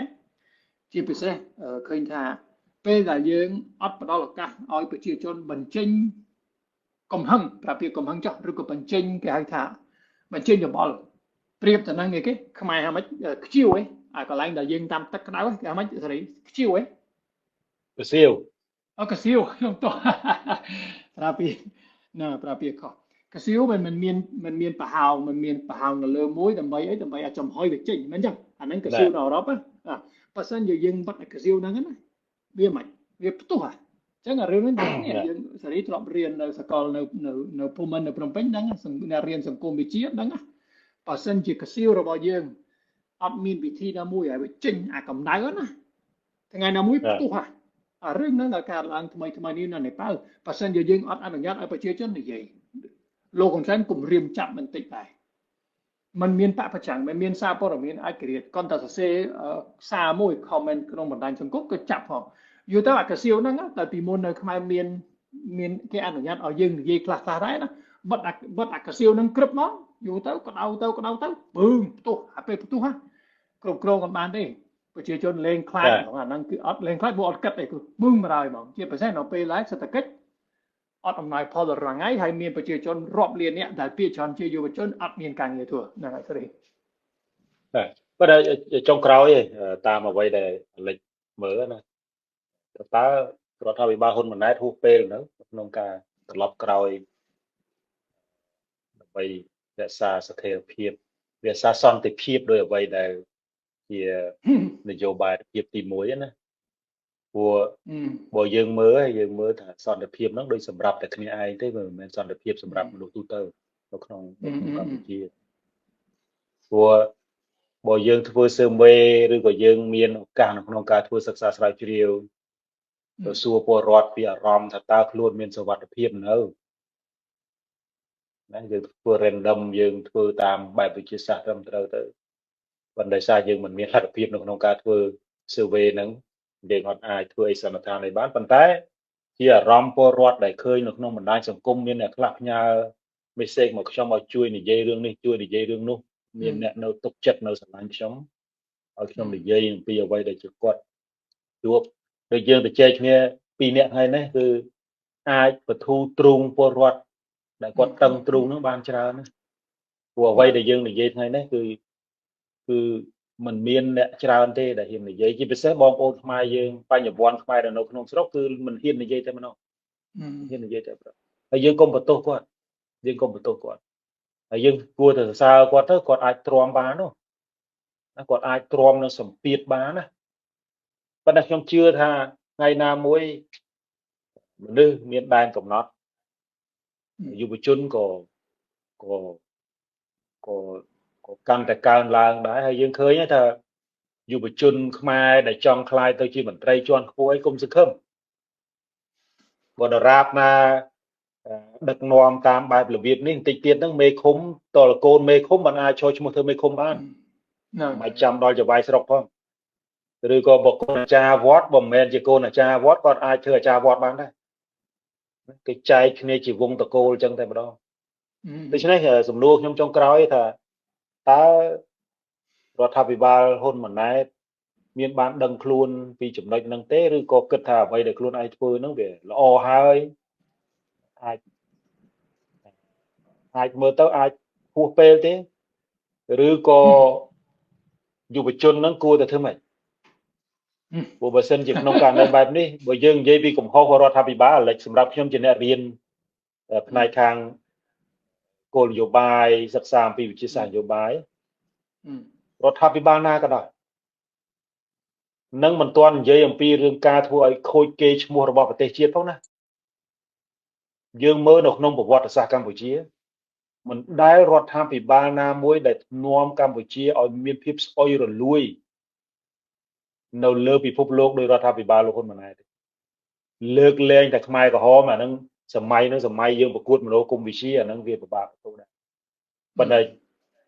គេកាត់ទោសឲ្យអស់ហើយជាអក្រិតកម្មអន្តរជាតិអីហ្នឹងប៉ុន្តែបច្ចុប្បន្ននេះមិនមែនជាបច្ចុប្បន្នដែលប្រកួតប្រជែងមនោគមវិជ្ជានយោបាយទៀតទេជាពេលវេលាដែលយើងត្រូវប្រកួតប្រជែងសេដ្ឋកិច្ចហើយយើងប្រកួតប្រជែងជាមួយគេមិនបើគេឈ្មោះយើងអត់មានណាចង់និយាយជាមួយផងយើងទៅរកស៊ីជាមួយអ្នកណាប្រព័ន្ធយុទ្ធធម៌ក៏ធានាអត់បានឃើញដូច្នេះហើយខ្ញុំជឿថាតើវាអាចដល់ពេលវេលាទេនៅក្នុងការធ្វើម៉េចអាចស្រោចស្រង់កម្ពុជាឲ្យចេញផុតពីកណ្ដាប់ដៃនៃការដឹកនាំតាមបែបគ្រួសារនិយមយើងមិនដឹងថាតើរដ្ឋាភិបាលថ្មីនឹងមកអាចមានលទ្ធភាពនៅក្នុងការកែសម្រួលមិនទេព្រោះឥឡូវហ្នឹងវាដូចជាឡានហ្នឹងវាដូរអស់ហើយវាដូចបើយើងធៀបឡានណាអាឡិចអាចកោតហ្នឹងនៅក្រោមកកូតណាអាចអាហ្គេហ្នឹងនៅលើក្បាលនោះគឺគេរៀបឡានហ្នឹងឲ្យតម្រូវជាមួយនឹងរបៀបនៅក្នុងការបើកបររបស់ពួកគេហ្នឹងអញ្ចឹងតកង់ថ្មីទៅហ្នឹងมันប្រកាសថាចូលទៅបើកបានភ្លាមទេទៅកែឡានហ្នឹងឡើងវិញទៅមិនឲ្យស្របតាមបទដ្ឋានចឹងហើយសំណួរខ្ញុំជាសំណួរចុងក្រោយហើយចង់បានយោបល់ពីអាឡិចដែរតើរដ្ឋាភិបាលលោកហ៊ុនម៉ាណែតហ្នឹងកាយយ៉ាងម៉េចដើម្បីឲ្យប្រព័ន្ធសេដ្ឋកិច្ចកម្ពុជាហ្នឹងមានសុខភាពល្អឡើងវិញក្នុងនាមខ្លួនជាអ្នកដែលចប់បណ្ឌិតសេដ្ឋកិច្ចហើយបើសិនជាក្នុងករណីស្ថានភាពហ្នឹងមិនព្រមកែទេព្រោះបើយើងមើលពីសមត្ថភាពហ្នឹងគឺពឹងនៅលើណាចៃគំនិតឪយកមកប្រើទេដូចជាអ្នកដែលចាំអនុវត្តគម្រោងរបស់ឪទេអញ្ចឹងពលរដ្ឋគិតមិនទុកចិត្តទ្រាំអញ្ចឹងឬក៏យ៉ាងម៉េចពាក្យខ្មែរសេរីអាចជួយបានទេពាក្យខ្មែរគេហៅថាម៉េចតើហ្នឹងពេលណាដែលយើងជិះលើខ្នងខ្លាណាយូរពេកយើងមិនអាចចោះពីលើគេយើងមិនអាចចោះពីលើខ្លាបានទេណាបើយើងចោះពីលើខ្លាបានខ្លានឹងស៊ីយើងហើយអញ្ចឹងបងប្អូនបើនិយាយស្រាប់បានហ្នឹងណារឿងនេះដូចគ្នាដែរបើសិនជាយើងបង្កើតសេដ្ឋកិច្ចមួយហ៊ុនសែនក៏ដោយហ៊ុនម៉ាណែតក៏ដោយបង្កើតសេដ្ឋកិច្ចមួយដែលពោពេញទៅដោយឧក្រិដ្ឋកម្មមានន័យថាសកម្មភាពខុសច្បាប់កាប់ឈើគ្រឿងញៀនលក់អាវុធទៅស្រីលង្កាលៀងលួចកខ្វក់ខ្ញុំនិយាយពីអតីតកាលចុះមកក្រោមណាឥឡូវល្បីពេញពិភពលោករឿង cyber scammer មានថាឆោបបោករាប់ពាន់លានដុល្លារពីអូស្ត្រាលីអាមេរិកកាណាដាពេញពិភពលោកដែលចូលជើងនៅកម្ពុជាតែពីមុនមានរឿងច្រើនណាស់សេដ្ឋកិច្ចកម្ពុជាប្រហែល30ឆ្នាំកន្លងមកប្រៀបទៅនឹងមនុស្សម្នាដែលជិះលើខ្លាតែជិះលើខ្នងខ្លាលើខ្នងខ្លាអញ្ចឹងមានន័យថាពឹងទៅលើអ ுக ្រិតជនពឹងទៅលើចៅពួកវាច្រើនចៅហើយខ្លួនឯងជាចៅហើយពឹងទៅលើចៅទៀតអញ្ចឹងហ៊ុនម៉ាណែតថ្ងៃណាមួយឧទាហរណ៍ព ពួកខ្ញុំជឿថាហ៊ុនម៉ាណែតគាត់មិនមែនជាអតីតខ្មែរក្រហមមនុស្សល្ងងខ្លៅអត់ចេះអសរណាហ៊ុនម៉ាណែតកាលឆ្នាំ77 78អញ្ចឹងមានន័យថាគាត់កាត់អត់ទាន់កាត់ទាន់តែគាត់មិនមែនជាមនុស្សដែលកាន់អាវុធអីបាញ់គ្នាតាមព្រំដែនណាអញ្ចឹងមានន័យថាគាត់ជាមនុស្សដែលអាចថាដឹងទទួលខុសត្រូវមិនមែនអត់ទេហើយរៀននៅអាមេរិកអូស្ត្រាលីផងអង់គ្លេសផងអញ្ចឹងទៅបើមិនជាថ្ងៃមួយគាត់ឧទាហរណ៍ហ៊ុនសែនស្លាប់មិនឧទាហរណ៍គង់នឹងស្លាប់ទេព្រោះមនុស្សយើងទាំងអស់គ្នាគង់នឹងស្លាប់ហើយហ៊ុនម៉ាណែតគឺចង់កែតម្រង់មែនដល់គាត់និយាយក្នុងគោលនយោបាយទីប្រមាណណាទី2ណាចង់ថ្ងៃណាមួយថាអូខេយើងទាំងអស់គ្នាគណៈបកប្រជាជនកែតម្រង់នឹងកែថាម៉េចកុំតិចវប្បធម៌ពុកលុយបំរើប្រជារាស្ត្រមែនណាហើយការពារប្រៃឈើមែនអញ្ចឹងទៅហើយនរណាម្នាក់ដែលប្រព្រឹត្តអំពើពុកលុយគឺយើងចាត់វិធានការតាមប្រព័ន្ធ ACU ណាអង្គភាពប្រចាំអំពើពុកលុយឬក៏ដោយគាត់ធ្លាប់និយាយពីមុនថាត្រូវតែមានប្រព័ន្ធយុទ្ធធរត្រឹមត្រូវមិនប្រព័ន្ធយុទ្ធធរតឡាការពុកលុយបើមិនជាគាត់ថ្ងៃណាមួយទួមែនណាអាចនឹងមានបញ្ហាមួយគឺអាខ្លាហ្នឹងណាអត់អនុញ្ញាតទេអាខ្លាហ្នឹងគឺនឹងស៊ីអាហ្នឹងនិយាយចំទៅហើយមានប្រទេសជាច្រើនដែលធ្លាប់មានបញ្ហាហ្នឹងកើតឡើងនៅពេលរដ្ឋាភិបាលប៉ូលីសផងទាហានផងអ្នកនយោបាយផងរួមណាគេប្រៀបធៀបជាមួយរួមគ្នាជាមួយនឹងអក្រិតជនសបាយថោកគ្នាអោបគ្នាសបាយរហូតឲ្យពេលដែលរដ្ឋាភិបាលចាត់វិធានការទៅលើចៅហ្នឹងចៅហ្នឹងនឹងសងសឹកនឹងរោរឿងជាមួយរដ្ឋាភិបាលពីព្រោះគេថាចុះអ្នកឯងរស់ស៊ីជាមួយខ្ញុំ30ជាងឆ្នាំមិនដែលអីឥឡូវអ្នកឯងមកថត់ខ្ញុំចាក់មកផាត់ខ្ញុំចោលព្រោះយ៉ាងមិនកើតអញ្ចឹងសំណួរតែសួរថាហួសពេលហើយឬនៅយើងមិនហ៊ាននិយាយទេព្រោះយើងនិយាយអាចបាក់ទឹកចិត្តរបស់អ្នកស្ដាប់ឯងប៉ុន្តែសម្រាប់ហ៊ុនសែនគឺហួសពេលមិនអាចកែបានទេសម្រាប់ហ៊ុនម៉ាណែតនៅមានក្តីសង្ឃឹមនៅពេលដែលហ៊ុនសែនអត់នៅទេព្រោះដោយហ៊ុនសែនសារភាពទេក៏ការសម្រេចចិត្តធំក៏មិនហ៊ុនម៉ាណែតទេក៏ហ៊ុនសែនដដែលទេអញ្ចឹងណាយើងទទួលស្គាល់ចុះអញ្ចឹងសម្រាប់ហ៊ុនម៉ាណែតអាចមានសង្ឃឹមប៉ុន្តែតើគាត់ហ៊ានគេហៅលេងជិះលើខ្នងខ្លាហើយចាប់ផ្ដើមដើរតួនាទីជាអ្នកដែលមាននីតិរដ្ឋមានប្រជាធិបតេយ្យមានសិទ្ធិបញ្ចេញមតិរឿងមួយចំនួនតែទៅរួចឬអត់ទៅរួចអាហ្នឹងខ្ញុំអត់ហ៊ាននិយាយទេប៉ុន្តែខ្ញុំក៏ថាពិបាកបំផុតទី1ទី2អ្នកណាដែលទោះឲ្យមានការផ្លាស់ប្ដូរប្រព័ន្ធអយុត្តិធម៌ប្រព័ន្ធពុករលួយរដ្ឋាភិបាលខុសច្បាប់នៅប្រទេសប្រទេសបង់ក្លាដេសស្រីលង្កានិងថ្មីនេះគឺនេប៉ាល់យុវជន Gen Z អង់គ្លេសហៅ Gen Z ណាយុវជនដែលមានអាយុចន្លោះពី16 16ទៅ30ជាងឆ្នាំនៅខ្មែររងថ្ងៃ Gen Z ពាក់កណ្ដាលប្រទេសមានប្រព័ន្ធចំណេះដឹងពីច្រើនចេះអក្សរទ្របទៅសាលាមិនជាក្មេងពីលទេអញ្ចឹងដំណោះស្រាយមិនមែននៅលើដៃរបស់ខ្ញុំនឹងសេរីតាមខ្ញុំគិតណាដំណោះស្រាយទៅលើដៃនៅក្នុងដៃរបស់យុវជនខ្មែរនៅក្នុងស្រុកជាពិសេសអ្នកដែលមានចំណេះដឹងឲ្យដឹកនាំការផ្លាស់ប្ដូរជាវិជ្ជមាននិងដោយអហិង្សាយើងនិយាយអញ្ចឹងគ្រប់ពេលកុំឲ្យគេចោទថាយើងជាមនុស្សបង្កហិង្សាណាហ្នឹងហើយអាហ្នឹងខ្ញុំគិតថាអាចឆ្លើយសំណួរបានហើយក៏ចុងក្រោយពីខ្ញុំនិយាយលេងតិចចោះសេរីខ្ញុំរីករាយបានរៀនពាក្យថ្មី2ណាពាក្យទី1គេខ្ជិវណាខ្ញុំច្រឡំថាខ្ជិវហើយពាក្យទី2ល្ងងទូណាដែលហ៊ុនសែនហៅសេរីមួយថ្ងៃមុនថាល្ងងទូខ្ញុំរីករាយដែលបានចូលរួមកម្មវិធីរបស់សេរីជាសន្ទនាមួយដែលចាប់អារម្មណ៍ព្រោះខ្ញុំនៅក្រៅប្រទេស10ឆ្នាំជាងកន្លះខ្ញុំក៏ត្រូវការនិយាយជាភាសាខ្មែរកុំឲ្យខ្ញុំភ្លេចភាសាហើយក៏បើសិនជាខ្ញុំចូលរួមថ្ងៃនេះហើយបងប្អូនខ្មែរតាមជនបទក្តីតាមភ្នំពេញក្តីតាមទីក្រុងភ្នំពេញហ្នឹងតាមទីក្រុងមួយចំនួនបានរៀនសូត្រខ្លះបានមានចំណេះដឹងខ្លះឬក៏ដោយសេរីនិយាយវិញទូចិត្តក្រោយពីស្ដាប់យើងនិយាយខ្ញុំសប្បាយចិត្តហើយក៏ខ្ញុំរីករាយហើយក៏សង្ឃឹមថានឹងមានហើយតែមិនកាហ្វេនយោបាយវគ្គទី2របស់យើងថ្ងៃណាមួយណាខ្ញុំអរគុណដែរហើយទន្ទឹមនឹងហ្នឹងក៏ចង់ជម្រាបជូនទៅបងប្អូនដែលតាមដានការជជែកគ្នានៅក្នុង page របស់ខ្ញុំទាំងនៅក្នុង YouTube ទាំងនៅក្នុងFacebook នៅក្នុង Facebook ឥឡូវនេះខ្ញុំចង់ប្រកាសថាឥឡូវខ្ញុំបានបើកគេហៅថាបើករលុយពីមុនមក page ខ្ញុំអត់បើក monetize ទេអាហ្នឹងខ្ញុំអត់ចង់ឲ្យមានពាណិជ្ជកម្មអីនៅក្នុង page ខ្ញុំទេប៉ុន្តែឥឡូវនេះខ្ញុំបើកហើយគោលបំណងដែលខ្ញុំបើកនេះគឺខ្ញុំបាន ពិចារណាហើយថាខ្ញុំបើកឲ្យថាវិការជាពិសេសខ្ញុំបើក subscribe បងប្អូនដែលគិតថាអាចចូលរួមចំណែកអានឹងអាស្រ័យលើទឹកចិត្តទេបើមិនទុកចិត្តក៏មិនបាច់ជួយដែរប៉ុន្តែគ្រាន់តែចង់ប្រកាសថ្ងៃនេះថាថាវិការដែលខ្ញុំប្រមូលបានរួមទាំងថាវិការផ្ទាល់ខ្លួនដែលខ្ញុំធ្វើការនៅនេះខ្ញុំអាចយកចំណែកពួកខ្ញុំនៅជាពាក់បំណុលសង្គមមកឡើយទេណាឥឡូវដឹងតែខ្ញុំជាពាក់បំណុលសង្គមអីទេអាចទាយបានតែសេរីអាចបញ្យល់ខ្លួនឯងបានខ្ញុំទាយបានហ្នឹងហើយខ្ញុំនឹងយកឱកាសហ្នឹងទៅជែកនៅក្នុងវេទិកាណាមួយប៉ុន្តែខ្ញុំទទួលស្គាល់ខ្លួនឯងថាខ្ញុំនៅជាពាក់បំណុលសង្គមហើយបំណុលសង្គមនេះខ្ញុំនឹងព្យាយាមសងឲ្យអស់នៅក្នុងមុនដែលខ្ញុំលាចាកលោកនេះទៅហើយថាវិការដែលខ្ញុំសងទៅសង្គមវិញឬក៏ថាវិការដែលបងប្អូនរួមចំណែកនេះនឹងខ្ញុំនឹងចាត់ចែងធ្វើម៉េចជាប្រយោជន៍ទៅដល់អ្នកតស៊ូនៅលើខ្សែវាននយោបាយតាមបែបប្រជាធិបតេយ្យជាពិសេសបងប្អូនដែលទទួលរងគ្រោះដោយសារតែការតស៊ូដើម្បីសេរីភាពការតស៊ូដើម្បីសង្គមការតស៊ូដើម្បីបរិស្ថានក្នុងប្រទេសកម្ពុជាតាមមធ្យោបាយមួយដែលខ្ញុំអាចធ្វើទៅបានហើយខ្ញុំនឹងបន្តធ្វើម៉េចព្យាយាមធ្វើការជាមួយនឹងអាឡិចបើសិនជាអាចទៅបានហើយអរគុណអាឡិចម្ដងទៀតហើយដែលនៅតែរាប់អានខ្ញុំនៅតែទុកចិត្តខ្ញុំនៅតែផ្ដល់ឱកាសត្រឡប់មកនិយាយជាមួយខ្ញុំវិញយើងខាននិយាយគ្នាយូរដែរហើយមិនមែនបន្ទុកចិត្តគ្នាទេប៉ុន្តែគឺថា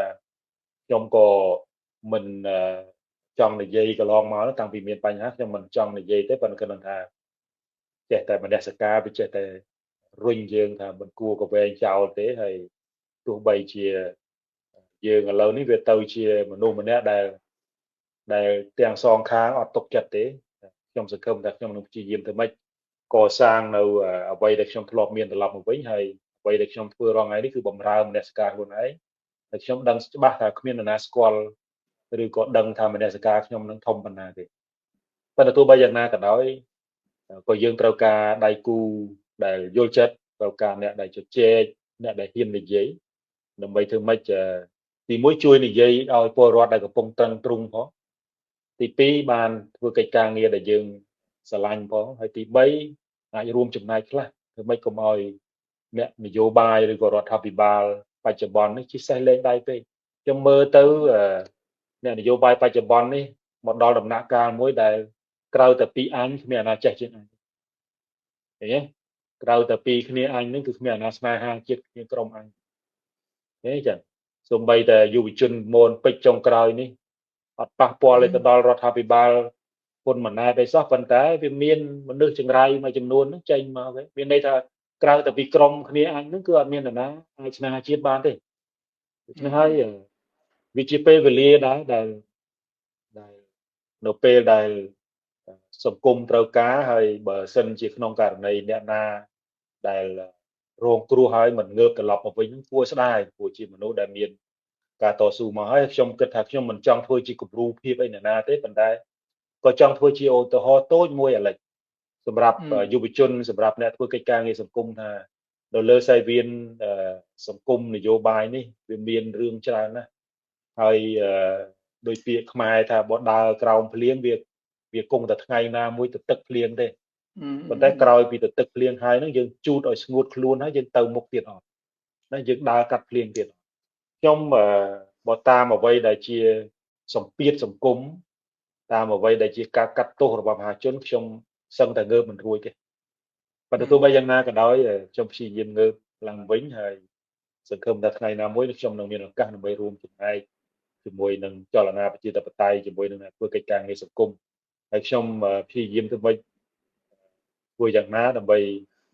បន្តធ្វើកិច្ចការងារនេះហើយមកដល់ពេលនេះឱកាសថ្ងៃនេះតែម្ដងថាអត់មាននរណាអាចបញ្ជាក្បាលខ្ញុំបានទៀតទេហើយខ្ញុំនឹងធ្វើកិច្ចការងារទៅតាមអ្វីដែលខ្ញុំធ្វើទៅបានបម្រើមនសិការនៃការស្រឡាញ់ជាតិស្រឡាញ់ប្រទេសទៅតាមអ្វីដែលអាចធ្វើទៅបានដោយអ្វីដែលអាឡិចចង់ធ្វើអញ្ចឹងចឹងហើយជាថ្មីម្ដងទៀតអរគុណអាឡិចមែនទែនដែលនៅលើលេងចូលខ្ញុំមកបើនេះខ្ញុំសំទោសនិយាយកាត់ខ្ញុំកាត់តែចេះការលៀងបំណុលពាក្យថាលៀងបំណុលសូម្បីតែខ្ញុំនឹងក៏មុននឹងបង្កើតចលនាមេដាធម្មជាតិនៅឆ្នាំ2012 2013សំទោស ខ្ញុំក៏បានកសាងទង្វើមិនគប្បីច្រើនដែរខ្ញុំពីមុននឹងខ្ញុំធ្វើការជាមួយនឹងមុននឹងខ្ញុំកើតជាសកម្មជនបរិស្ថានដែលហ៊ាននិយាយតាមពិតហ៊ានការពារប្រយោជន៍រួមខ្ញុំក៏បានបម្រើវិស័យឯកជនក្រុមហ៊ុនមួយដែលខ្ញុំសូមនិយាយជាសាធារណៈជាក្រុមហ៊ុនខ្មែរដែលគ្រប់គ្នាស្គាល់ខ្ញុំជាទីប្រឹក្សាជាន់ខ្ពស់របស់មេក្រុមហ៊ុនហ្នឹងហើយក្រុមហ៊ុនហ្នឹងគឺក៏ខ្វក់ខ្ញុំមិននិយាយអំពីតែក្រុមហ៊ុនហ្នឹងបានទូអ្វីខ្លះព្រោះជាកិច្ចព្រមព្រៀងរវាងខ្ញុំនិងក្រុមហ៊ុនហ្នឹងក៏បីខ្ញុំនិយាយជាសាធារណៈប៉ុន្តែខ្ញុំក៏ពីឆ្នាំ2010ដល់2013ខ្ញុំបានធ្វើសកម្មភាពមិនគប្បីទោះបីជាខ្ញុំមិនដែលសម្រាប់គេមិនដែលប្លន់ដីរាជគេក៏ដោយខ្ញុំបានចូលរួមខ្ញុំបានតែជាសមាជិកនៃក្រុមហ៊ុនមួយដែលប្រព្រឹត្តអំពើពុករលួយទ្រង់ទ្រាយធំដែលប្រយោលដូច្នេះហើយខ្ញុំក៏ធ្លាប់មានគេថាបំណុលចំពោះសង្គមហើយខ្ញុំឃើញថាខ្ញុំខ្មាស់ខ្លួនឯងពួកខ្ញុំថាកម្ពុជាស្វាគមន៍ឲ្យខ្ញុំនោះមកស្វាគមន៍ខ្ញុំក្នុងនាមជាហ្នឹងហើយចូលមកទេមករស់នៅខ្មែរហើយខ្ញុំមិនបានចូលរួមការពារប្រៃឈើការពារបរិស្ថានការពារប្រយោជន៍រួមខ្ញុំបានចូលរួមចំណែកបំផ្លាញអាហ្នឹងទៅឲ្យខ្ញុំខ្មាស់ខ្លួនឯងនៅពេលដល់ឆ្នាំ2013 2014ចាប់ផ្ដើមតស៊ូយ៉ាងហោចហ្នឹងក៏12ឆ្នាំក្រោយមកខ្ញុំអាចនិយាយដោយមោទនភាពថាខ្ញុំបានលៀងបំណុលរួចរាល់ហើយអាហ្នឹងចំណុចទី1ដែលថាសេរីក៏ដោយបកគលណាក៏ដោយដែលទ្របធ្វើទង្វើណាមួយដែលមិនគប្បីដោយសារកត្តាណាមួយក៏ដោយយើងទាំងអស់គ្នាត្រូវមានឱកាសទី2ដើម្បីលៀងបំណុលជាពិសេសបើយើងជាប្រជាជនបើសិនជាយើងជាបកគលដែលស្រឡាញ់ជាតិមិនជាមនុស្សដែលចង់រស់ស៊ីបំផ្លាញជាតិទេទី1ទី2រឿងអត់ទុកចិត្តណា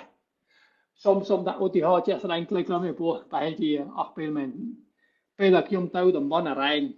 ឃុំជំនាប់ឃុំបលាយស្រុកថ្មបានខេត្តកោះកុងឆ្នាំ2013ប្រជាជននៅមូលដ្ឋានអត់ទុកចិត្តខ្ញុំណាអត់ទុកចិត្តខ្ញុំទេគេច្រឡំតែខ្ញុំជាចារកម្មរបស់អង្គការឬក៏ជាចារកម្មរបស់ក្រុមហ៊ុនដែលចង់ជួយ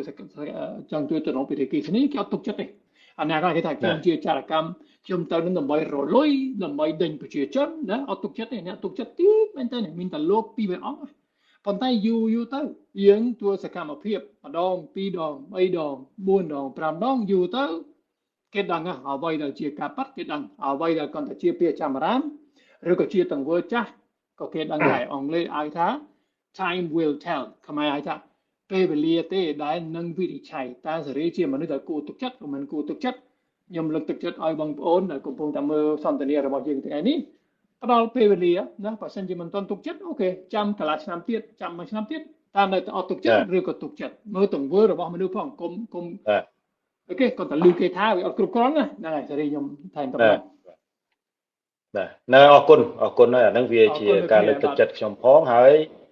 ក៏ជាមេរៀនសម្រាប់យុវជនដែលធ្វើការតស៊ូហើយយើងឃើញហើយនៅក្នុងក្រមយុវជនផលិចក៏មានច្រើនដែរដែលបាត់ឈ្មោះបាត់សម្លេងដែលជាមនុស្សសំខាន់នៅក្នុងការការពារបរិស្ថានក៏ប៉ុន្តែដោយសារតែគំនាបណាគំនាបសង្កត់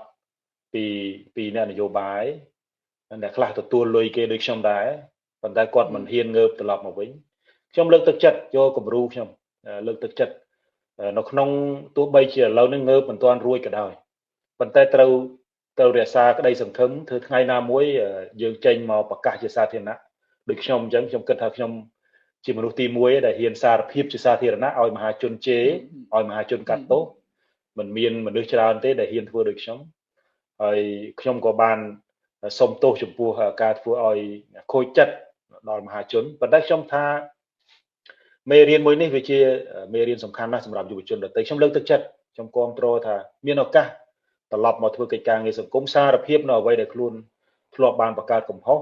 ហើយធ្វើជាចំណែកមួយដើម្បីធ្វើម៉េចជួយកែសង្គមយើងទាំងអស់គ្នាគ្រប់គ្នាសុទ្ធតែជាជនរងគ្រោះនៅក្នុងរបបនេះបាទហ្នឹងអរគុណចាន់សេរីណាហើយចឹងយើងអរគុណអាលិចណាចាំជួបគ្នាឱកាសក្រោយបាទចាំជួបគ្នាឱកាសក្រោយបាទអរគុណអ្នកស្ដាប់បាទជម្រាបលាទាំងអស់គ្នាបាទជម្រាបលាទាំងអស់គ្នាជួបគ្នាឆាប់បាទ